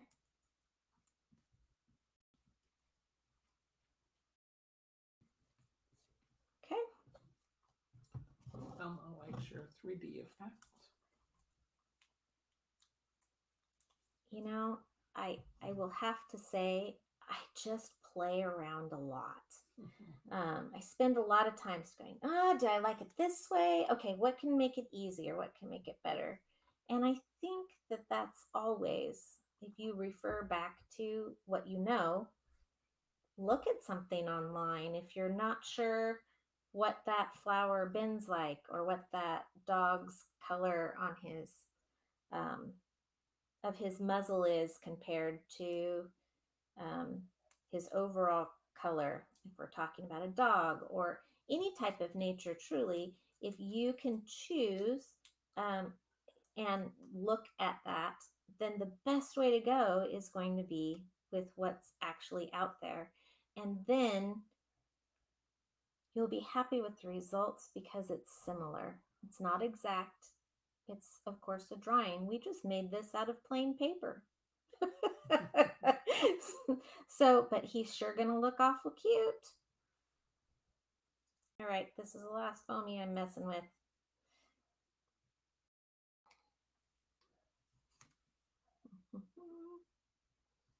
This goes right in here. So if you notice, I think I'm going to take this one off, pull that off, and maybe put him back over here.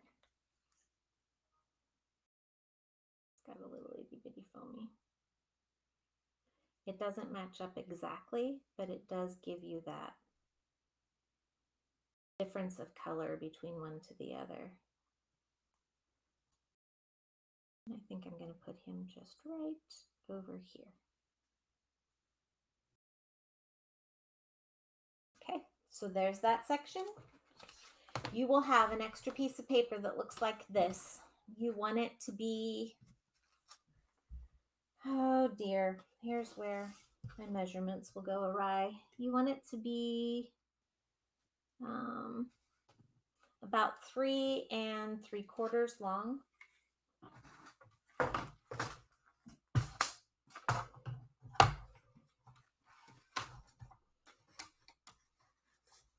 So we're going to make it 3 3/4 long. And you're going to want it to be about 1.5 inches, if I recall right. I might not recall right, and it might be wrong. We'll make do with it. Actually, give it 1 3/4 inches, just in case, just to be safe. Okay, so from here, you're going to take your feather ribbon, your feathered ribbon right through here, and you're just going to put it right on. Do not use your sticky or your glue in the front. All you'll want to do is use it in the back. It will help tape it down, as well as let your ribbon, it's catching on my finger.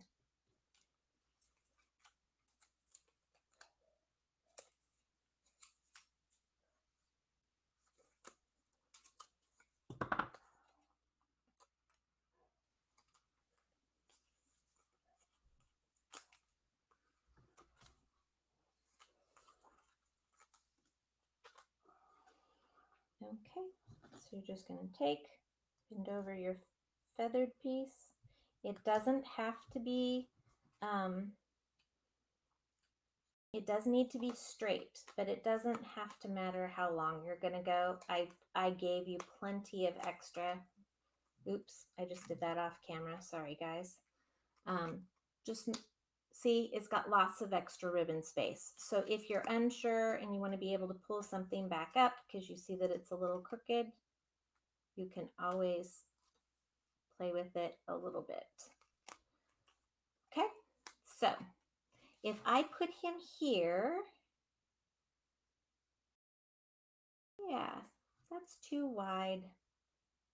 Okay. Now I'm going to cut a little bit off of this section. A little bit off of the top and bottom. Nothing off the sides. I apologize because I'm cutting off camera, but I'm cutting over the garbage since this has some tape on it. Okay. Yeah, I'm going to say that 1.5 inches was probably right. I was just maybe even 1.25 inches.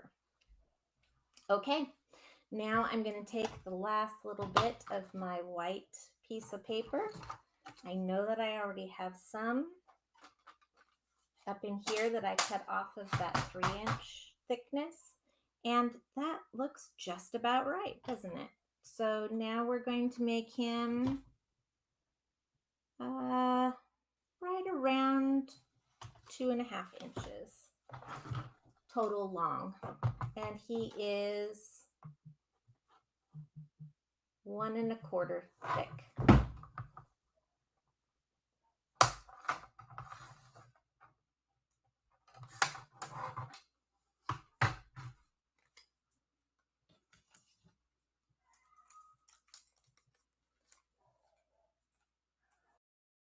man, the dogs are going crazy. Mhm. It's not Teddy, it's other dogs. You want to put this up on foamy squares, and just because I want to try and keep our time shorter instead of longer, and I know that all that coloring takes a little bit of time, that I'm not going to cut out the little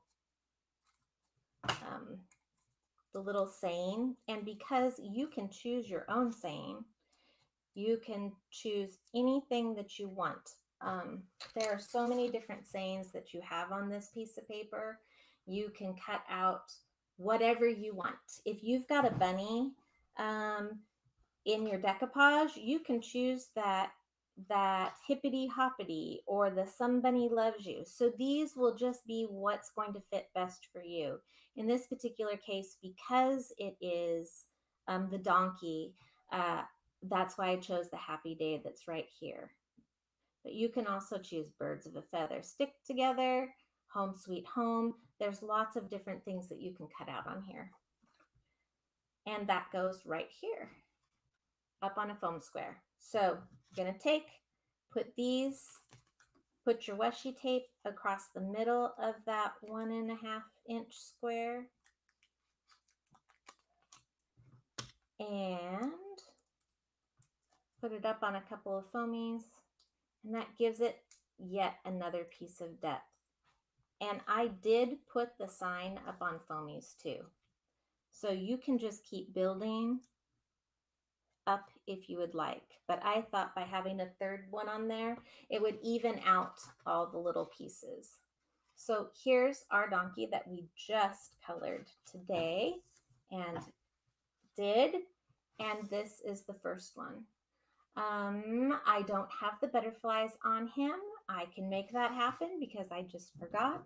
I had them already cut out. I was trying to be thoughtful of our time.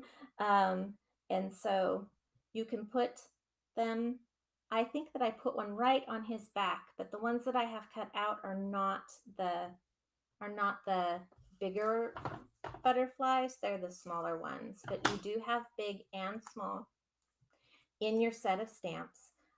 So grab what seems right for you, and the bigger one I could set on his back. The smaller one, he's facing the wrong direction for me to be able to do that. So we're just going to have to leave him as just visiting in the air.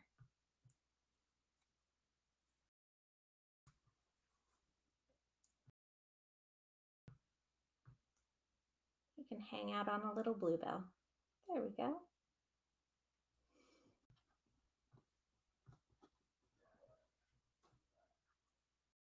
And one more.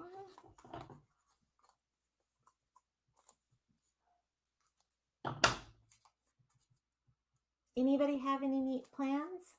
Checked out 4 gaming books, working on something now to send to everyone. 4 gaming. Origami. Don't you love spell check? Mm-hmm. I love it when it spells something that isn't even a word. It tries to fix my writing and it's not a word. It doesn't exist. Why would they put it there? Maybe it's a word that I don't know exists. Okay.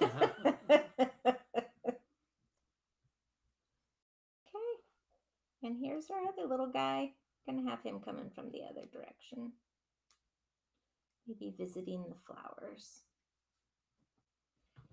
So there we go, right there. Isn't that sweet? Okay. Our second one is our flowers. And I know that I had said that you will just have to color one of the items that we had, but I was going to skip it because I already had one pre-colored because I knew that this would be busy. So what I did is that I went ahead and I cut it out just like this. And I then took a piece of paper and I used its pattern.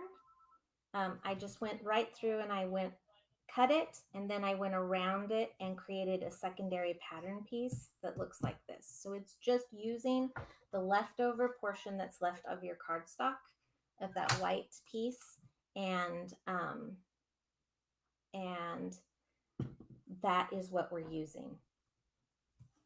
In order to make this happen though, we're going to have to cut this down a little bit further. So I've cut all the way around it ahead of time.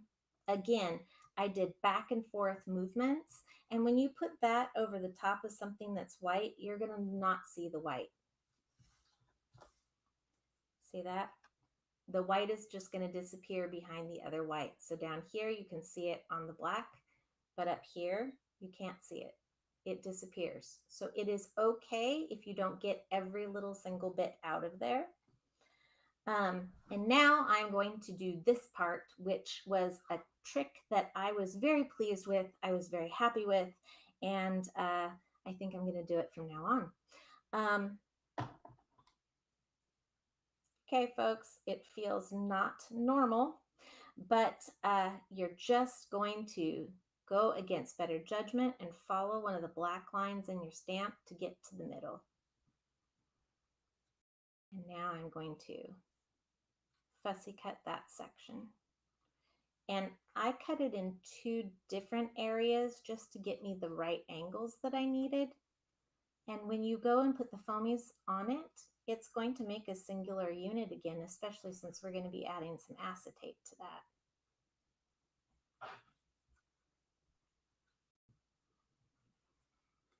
If you're not feeling comfortable with the white edges, go back in with your pen, mark it into black, or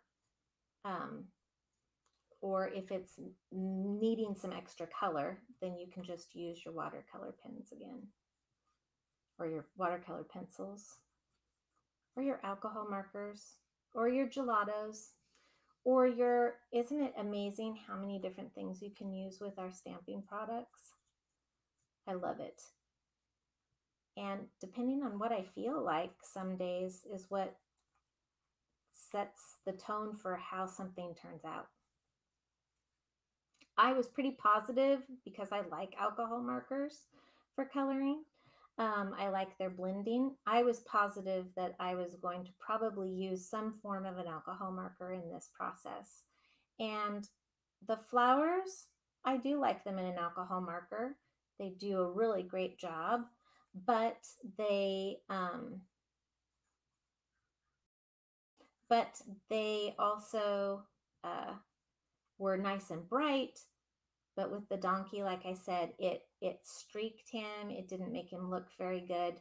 And so I felt like if I'm going to stick with a particular medium, I should probably stick with it. So this is all done in watercolor pencil. And I'm sure that I have an example sitting around here of the alcohol marker flowers, but in complete reality, you can make them so bright and vivid with your watercolors just by coloring them deeper and darker, and then just adding a little bit of water for their coloring to blend and move it, give it a little bit of movement. So there we have it. Look at that, just like that. Now I'm going to trim up this piece right here on this side. I'm leaving the 2 white sections up there on the top. And the reason why is because I need it to have some structure around those ribbons for the acetate to be able to handle the shaker card. Do I have to do it that way? No, I could reach in there and cut along one of the black lines and totally do it that way, but I chose not to. Okay. You can turn around and use this piece of the pattern that you set up for yourself. Acetate right here. And you can use that as well for a pattern for your acetate if you so choose. I have no problem in putting a little bit of acetate this direction. And I know that I don't have to cut it out so fancy. I just need it to be similar to my area where you're going to see it. So look at that. You're not going to see it in those areas. And I moved it just a little bit too much. So I'm going to come back in here, come back in here. So you can use this right like that. And now you've got your acetate to cut out. So long as you get the seal between the acetate and the heart, you are good. So long as you've got that little bit of leeway. And how do you get rid of this black line that I've just totally made? You can use your rubbing alcohol and clean it right off. But for right now, it's going to stay because it's a permanent marker.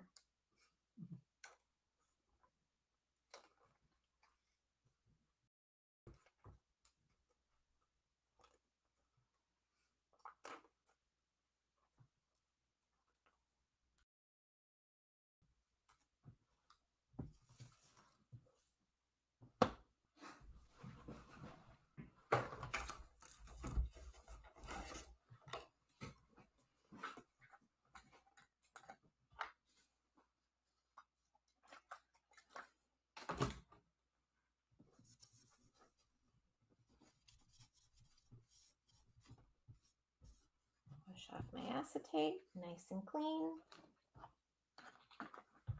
Poof! Smells like a hospital. Okay. It smells like allergy shots when I was a kid. I don't notice that they use much in the way of alcohol anymore. Maybe they do, but it reminds me of the smell that it used to smell like every time they would give me allergy shots. Okie dokie.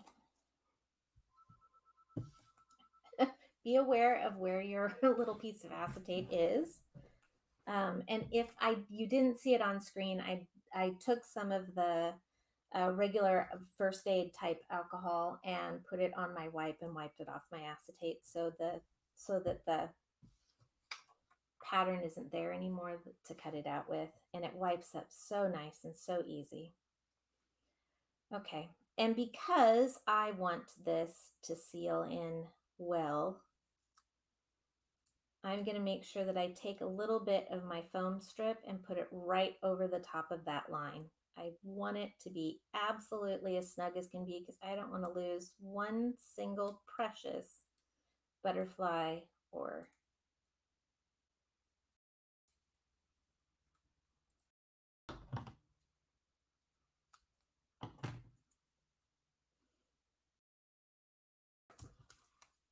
I don't want to lose a little butterfly or bluebell heart.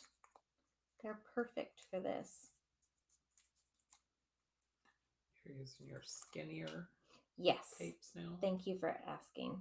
Yes, this is the skinnier tapes, and we're just going to put it right on in. I chose not to do any embossing powder on this, and the reason why is because it's so tiny. I actually kind of want those little pieces to stay. I don't want them to just completely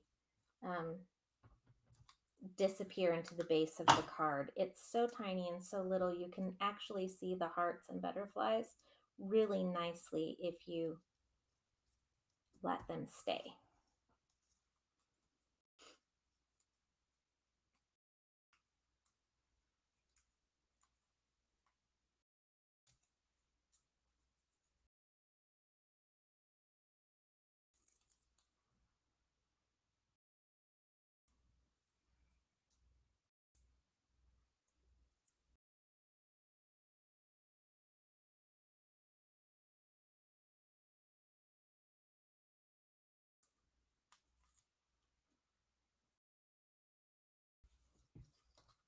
Okay, make sure our acetate matches up where it's supposed to.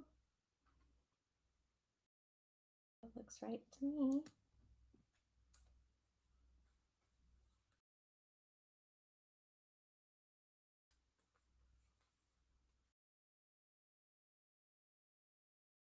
Ha ha ha ha. Just kidding. It doesn't look right to me at all. So sorry, guys. We're supposed to glue the acetate directly to the Yes, flowers. we are. I thought maybe we were doing some tricky double acetate. Maybe.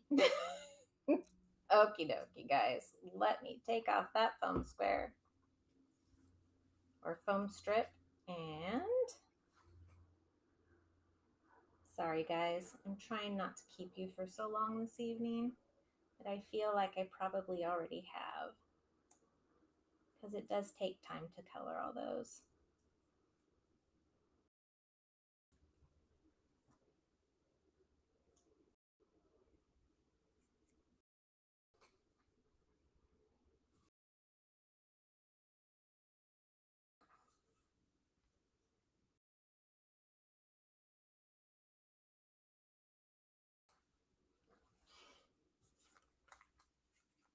Okay, let's do this again.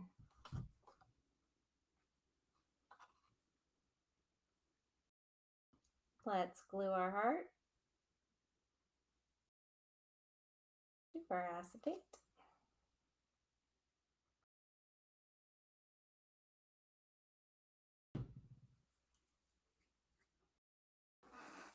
Mama says, it's okay, Margie. Well, I'm so glad that you think that it's okay.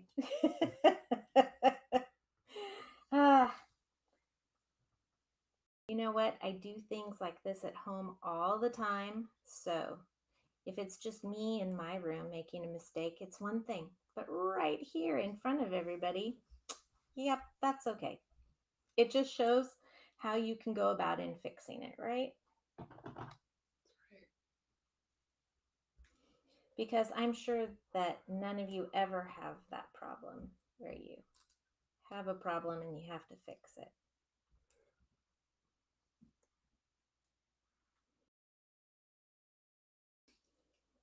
Initially, when I made the first heart, I actually put a double acetate in. Instead of just using the shape, I had done a double acetate, one on the back and one on the front, so that it could slide really closely together to keep the ribbons from showing. But I decided that it wasn't necessary, and it was just one extra step. It was its own shaker card in its own space. You could just totally put that on anything and it would work. But it didn't make a lot of sense for what we were trying to do today.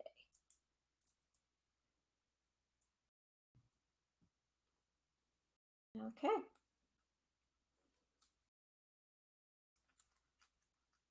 Let's try that again. All right, we already discussed the reason why I'm not putting any static pads down. You definitely want to make sure that this is snug, because if you don't, and in fact, I think I'm going to have to put a little bit of glue right through here. My foamy stuck to my finger. It's sticky. No static, so then that way you can see them even when you're not shaking them, just because it's such a small, tiny space.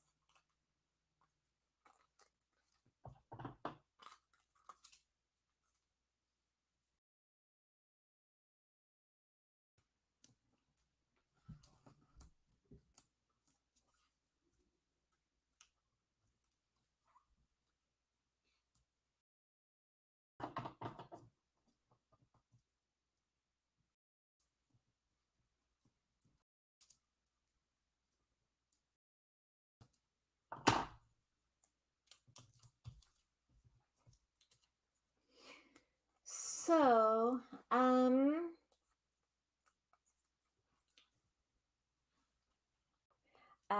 when did anybody other than Betty answer if they have any plans for this weekend? No. My Emma, Emma, my granddaughter, is down with my folks and her mom. So they are enjoying some time with them during spring break.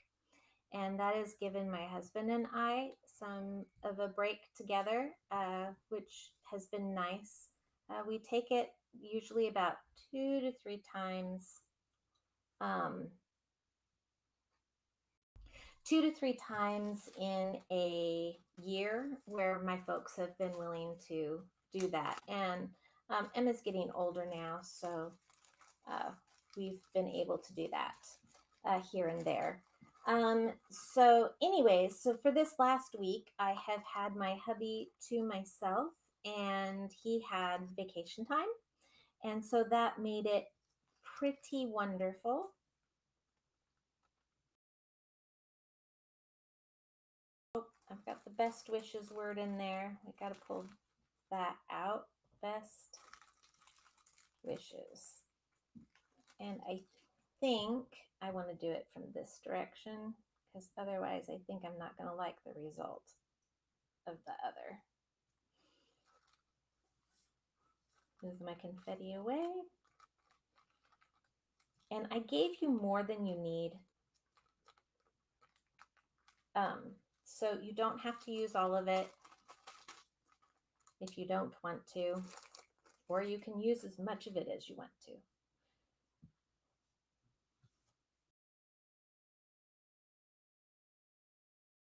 I just thought that this was perfect with the little bluebell hearts and the buttercup butterflies. That's just too much fun not to put those in a card. Okay, there's my little packet. And now that I have my little packet, I'm going to do one other thing, because the little top to that heart didn't have acetate up in it or a need to put foam into it. But now that it's 2-dimensional or more, it needs that little bit of extra boost right there.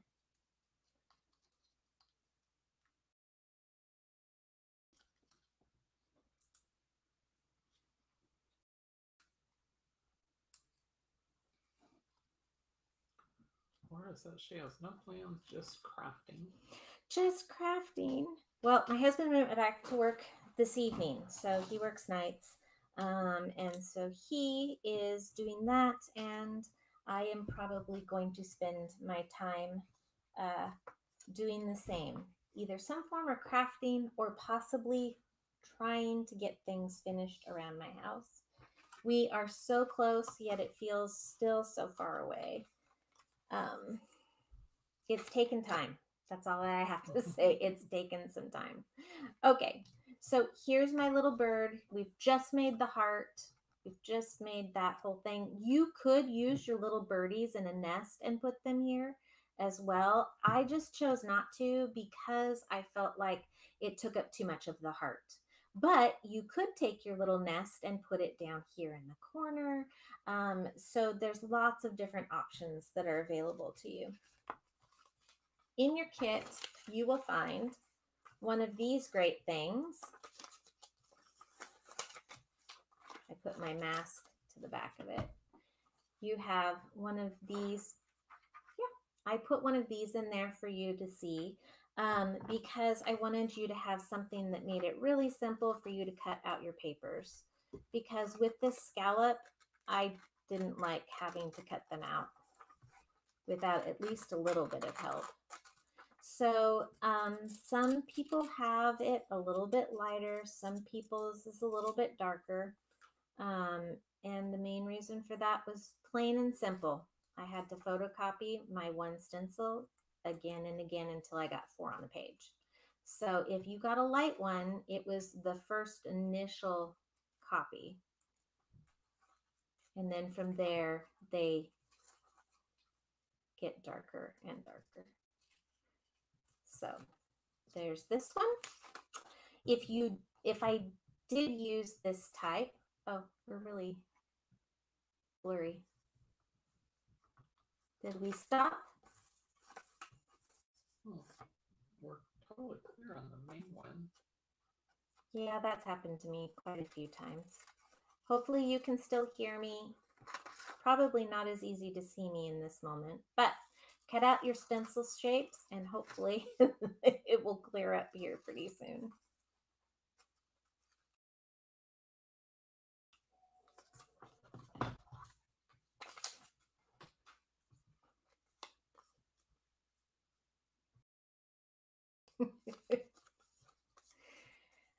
You know what? I couldn't fall asleep until about 7 o'clock this morning. I was up all night and I worked here all day. And I woke up at 10 and came to work. So a little bit after that. So needless to say, I'm definitely can feel you with the process of being sleepy. Okay, since I chose to do this one for this piece, what I'm going to do is that I have a choice here. I can either put these in this direction right here and in each of these two sides. And then I can either use the purple, which does go nicely with these bluebells. You wouldn't think of it to begin with. I don't like the polka dot like I did earlier because I feel like the greens are too different. So it's actually not as bad as I thought it was when I held it up last night, but I'm not really a fan of that as I am of this.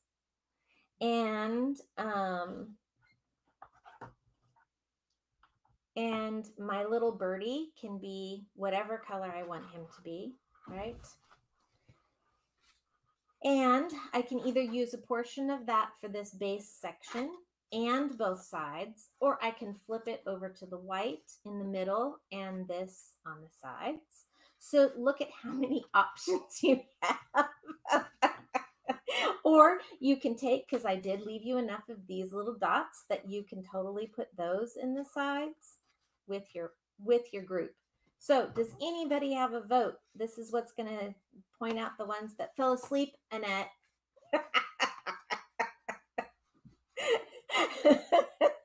I'm just teasing you. Seriously, I'm just teasing. Put you on the spot. I kind of thought that purple might be a fan favorite. But you tell me what you think and I will go with it. But I am going to start cutting out the shape at least. Alma votes purple. Purple? And with the green bees or the blue with the white background?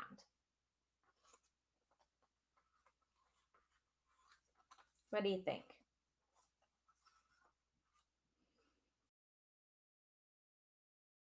When I do this, I want to try and get the most amount of print that I can off of it, even if I go... Don't be sorry, truly. Even, it doesn't matter which direction I go with this. When I cut it, I can either use the front or the back. So that gives people a little bit of time to... I have 2 more purple votes. So that's 3 purples. Okay, well, I got the purple part. Now I just need to know which side you would like, the white or the green.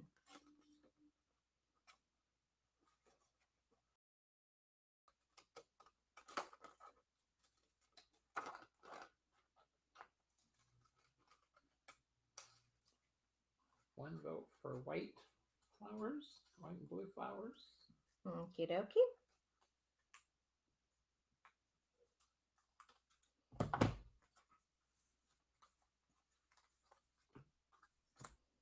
I can do that. Okay, so you have to cut one of these. So put that over. You can trace it and do it, or you can hold it up and cut. Depends on how good you feel about that. I'm throwing caution to the wind. Okay.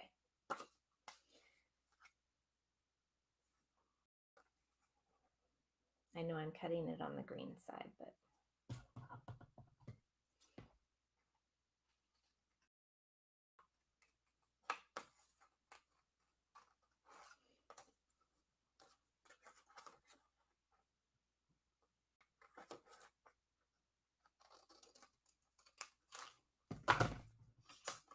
just make sure that when you do this, so here I've cut this side with my stencil. So just make sure that when you do this, you're going to flip this over to cut the other side, or else it will not work in the direction that you would hope.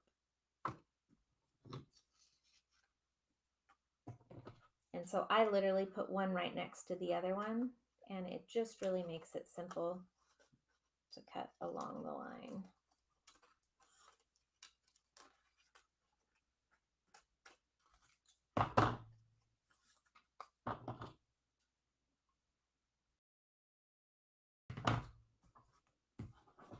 Okay, so white is the request, correct? Yep. Okay, so we're just gonna put this and glue it on down. And there was glue on the end of that. Okay.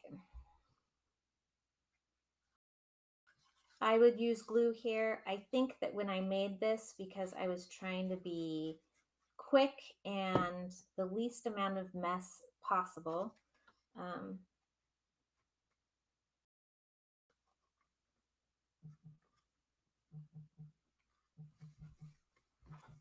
because of that,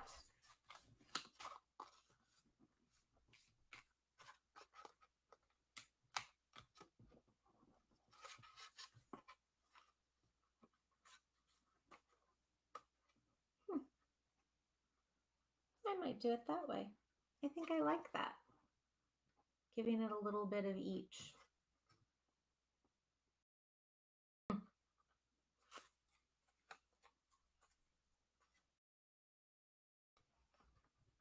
Got to put it the right way. I think I went outside the line a little bit and kind of gave it some extra.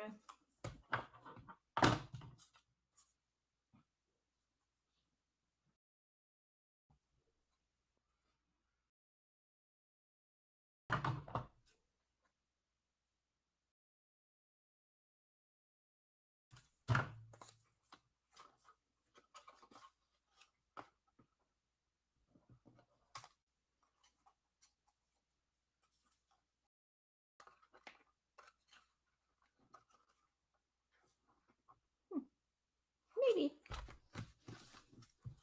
Neither here nor there. I will go ahead and I will make them white. I don't know. It probably would have looked good with the green. I can't decide. I'm beyond decision making. Yep.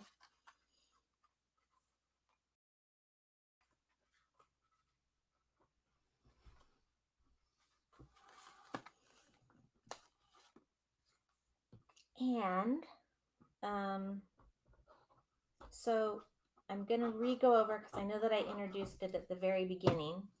These rocker cards were created, and Debbie called and said, can you please make us some more rocker cards? And we really enjoy them. We'd really like to have them. And they said, well, they were not going to be making any more, but that they were going to be doing away with it. And she talked them into making just a little bit more, specifically just for us. And I've got too much of the tip on that corner still. And so she said, okay, great. And they're not going to make them anymore. So it was really exciting for me to see that they had created this little die set for making this little rocker card. So I actually had made this with the intent of saying, there we are, the intent of saying, hey, we need to make sure that we discuss that this is going to be important for you guys to know that it's going to be going away. And so you might, if you like a rocker card, you might want to go ahead and get the die, because if you do, then you can make a rocker card anytime you want. So little did I know that we were actually to that point until I got ready to put the kits together yesterday and realized that we did not have any more rocker cards. So I went home and I stole out of my packs of rocker cards and brought them over to put in the kits today. So Fortunately, I just happened to have 2 packs. So it made it perfect. We had one, I think, here. And so it was really nice that we had enough, and it kind of proved my point that I was going to be making, which is, hey, you might want to get the die if you like a rocker card. The Hunky Dory, their rocker card is a little bit different than Tattered Lace rocker card. Their rocker card, the Tattered Lace one, is older.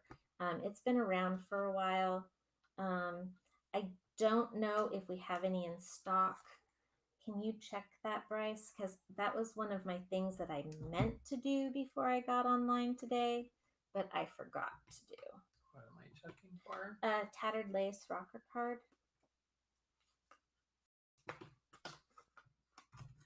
Or if we have them by any other group.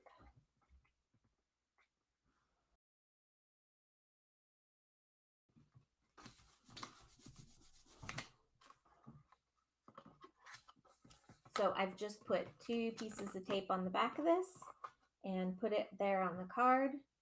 From there, I am adding my little white scallop piece.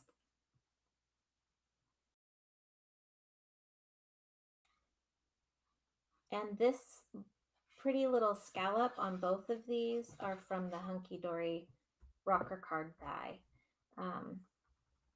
I could have used the regular circles that Debbie uses for her 2.5-inch size, but I also felt like, hey, it would be good to know what this looks like. And so you get the opportunity to have a little bit of that. And can you imagine, not only will you have a rocker card, but you're going to have a rocker card die, but you'll have these pieces in a scallop and then a straight and then a scallop and then a straight.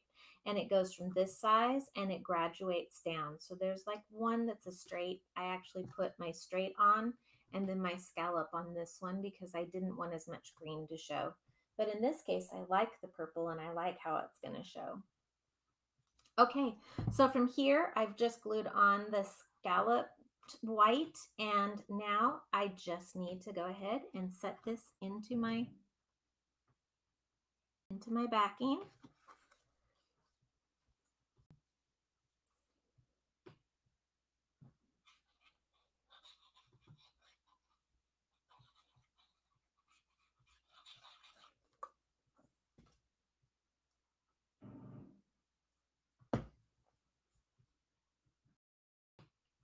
Is that the Kate? No, I'm guessing it is a woodpecker. Really? Mm-hmm. If you guys can hear that, it is a woodpecker that sounds like it's dragging a lawn chair across the concrete patio. Okay. I dropped in the little dies. They're in with your circle and with your confetti. It says best wishes on it. I did not clean out the dies for you because I was busy. We're just going to stick with that. So you will have to clean out your die and use your little pokey tool to get some of the pieces out. But man, it cut really simply and really easily. And I took the best wishes out of some of the blue that was left over from our Tattered Lace blue pieces last week.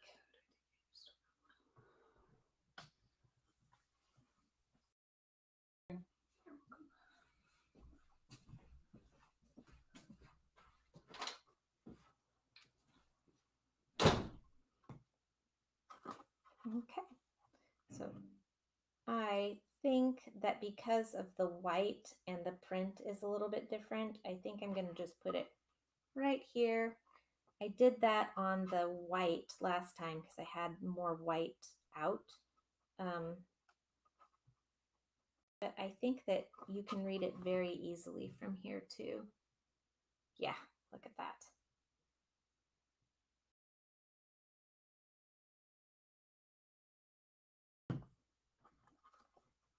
Best wishes. Keep in mind that because this is printed, you may want to be really careful how the blue is printed and not cardstock. Just don't push on it too much because you'll change the color because it is water soluble because it's an inkjet printer. My little bird that I have cut out in the moment is our little pinkish red one.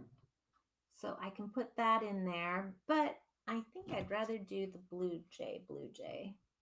I don't know. No, I think the pink. Might as well go for it, right? Glue. And again, you can totally take that little nest and put the little nest down here in the bottom corner.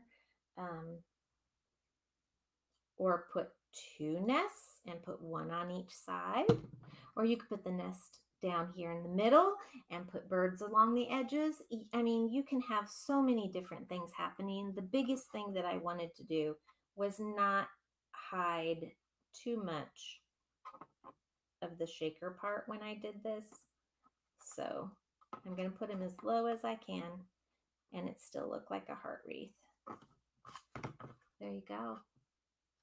What do you think with our purple and our white? Aren't they cute? So much fun. They're a lot of fun. And these really do, this die set I'm really liking a lot.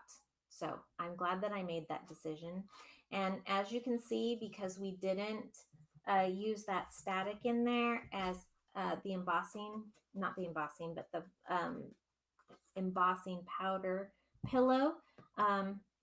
Actually, my static is not too bad at all. So look at that. It just empties for the most part down below if I bang it a couple of times. But really, I want it to be able to show some of those little butterflies and hearts as it goes. Okay.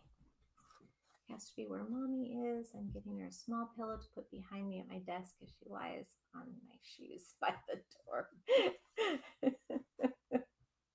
Okay, so that's number 2. Number 3, I believe, should be fairly quick. I think we're close to almost out of time.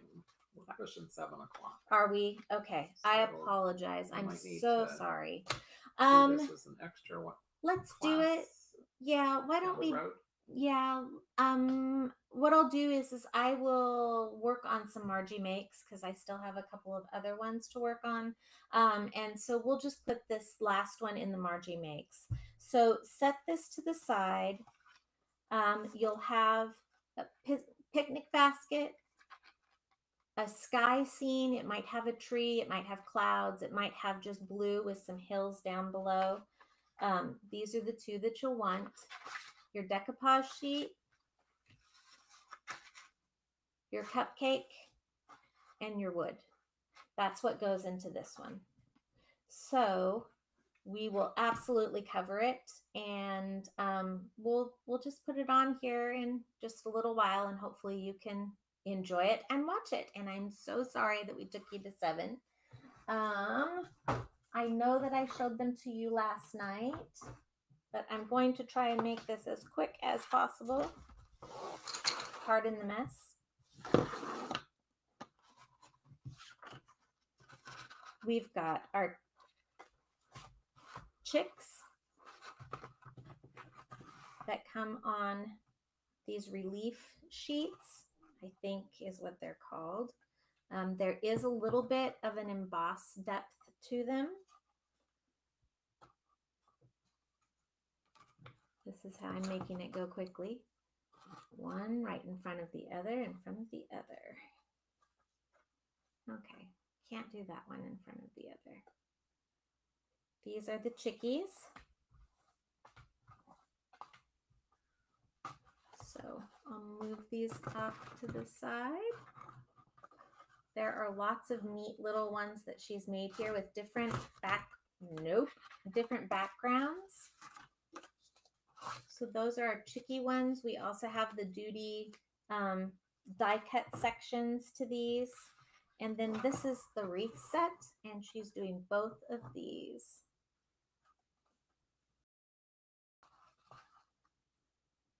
Next week.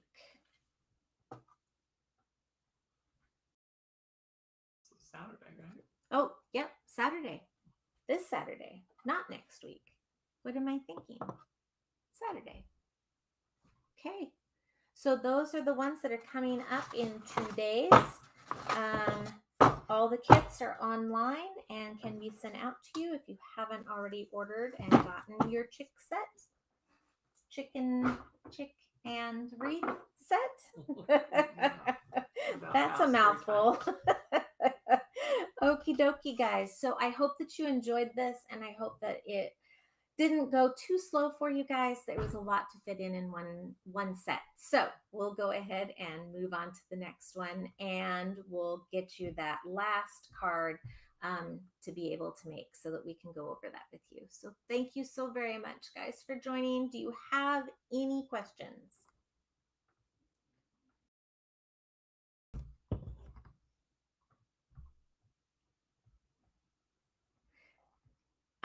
When I used to have my job, Annette, thank you for the compliment. When I used to have my job that I had prior to, I was able to stop and I knew exactly when an hour and a half was all the time.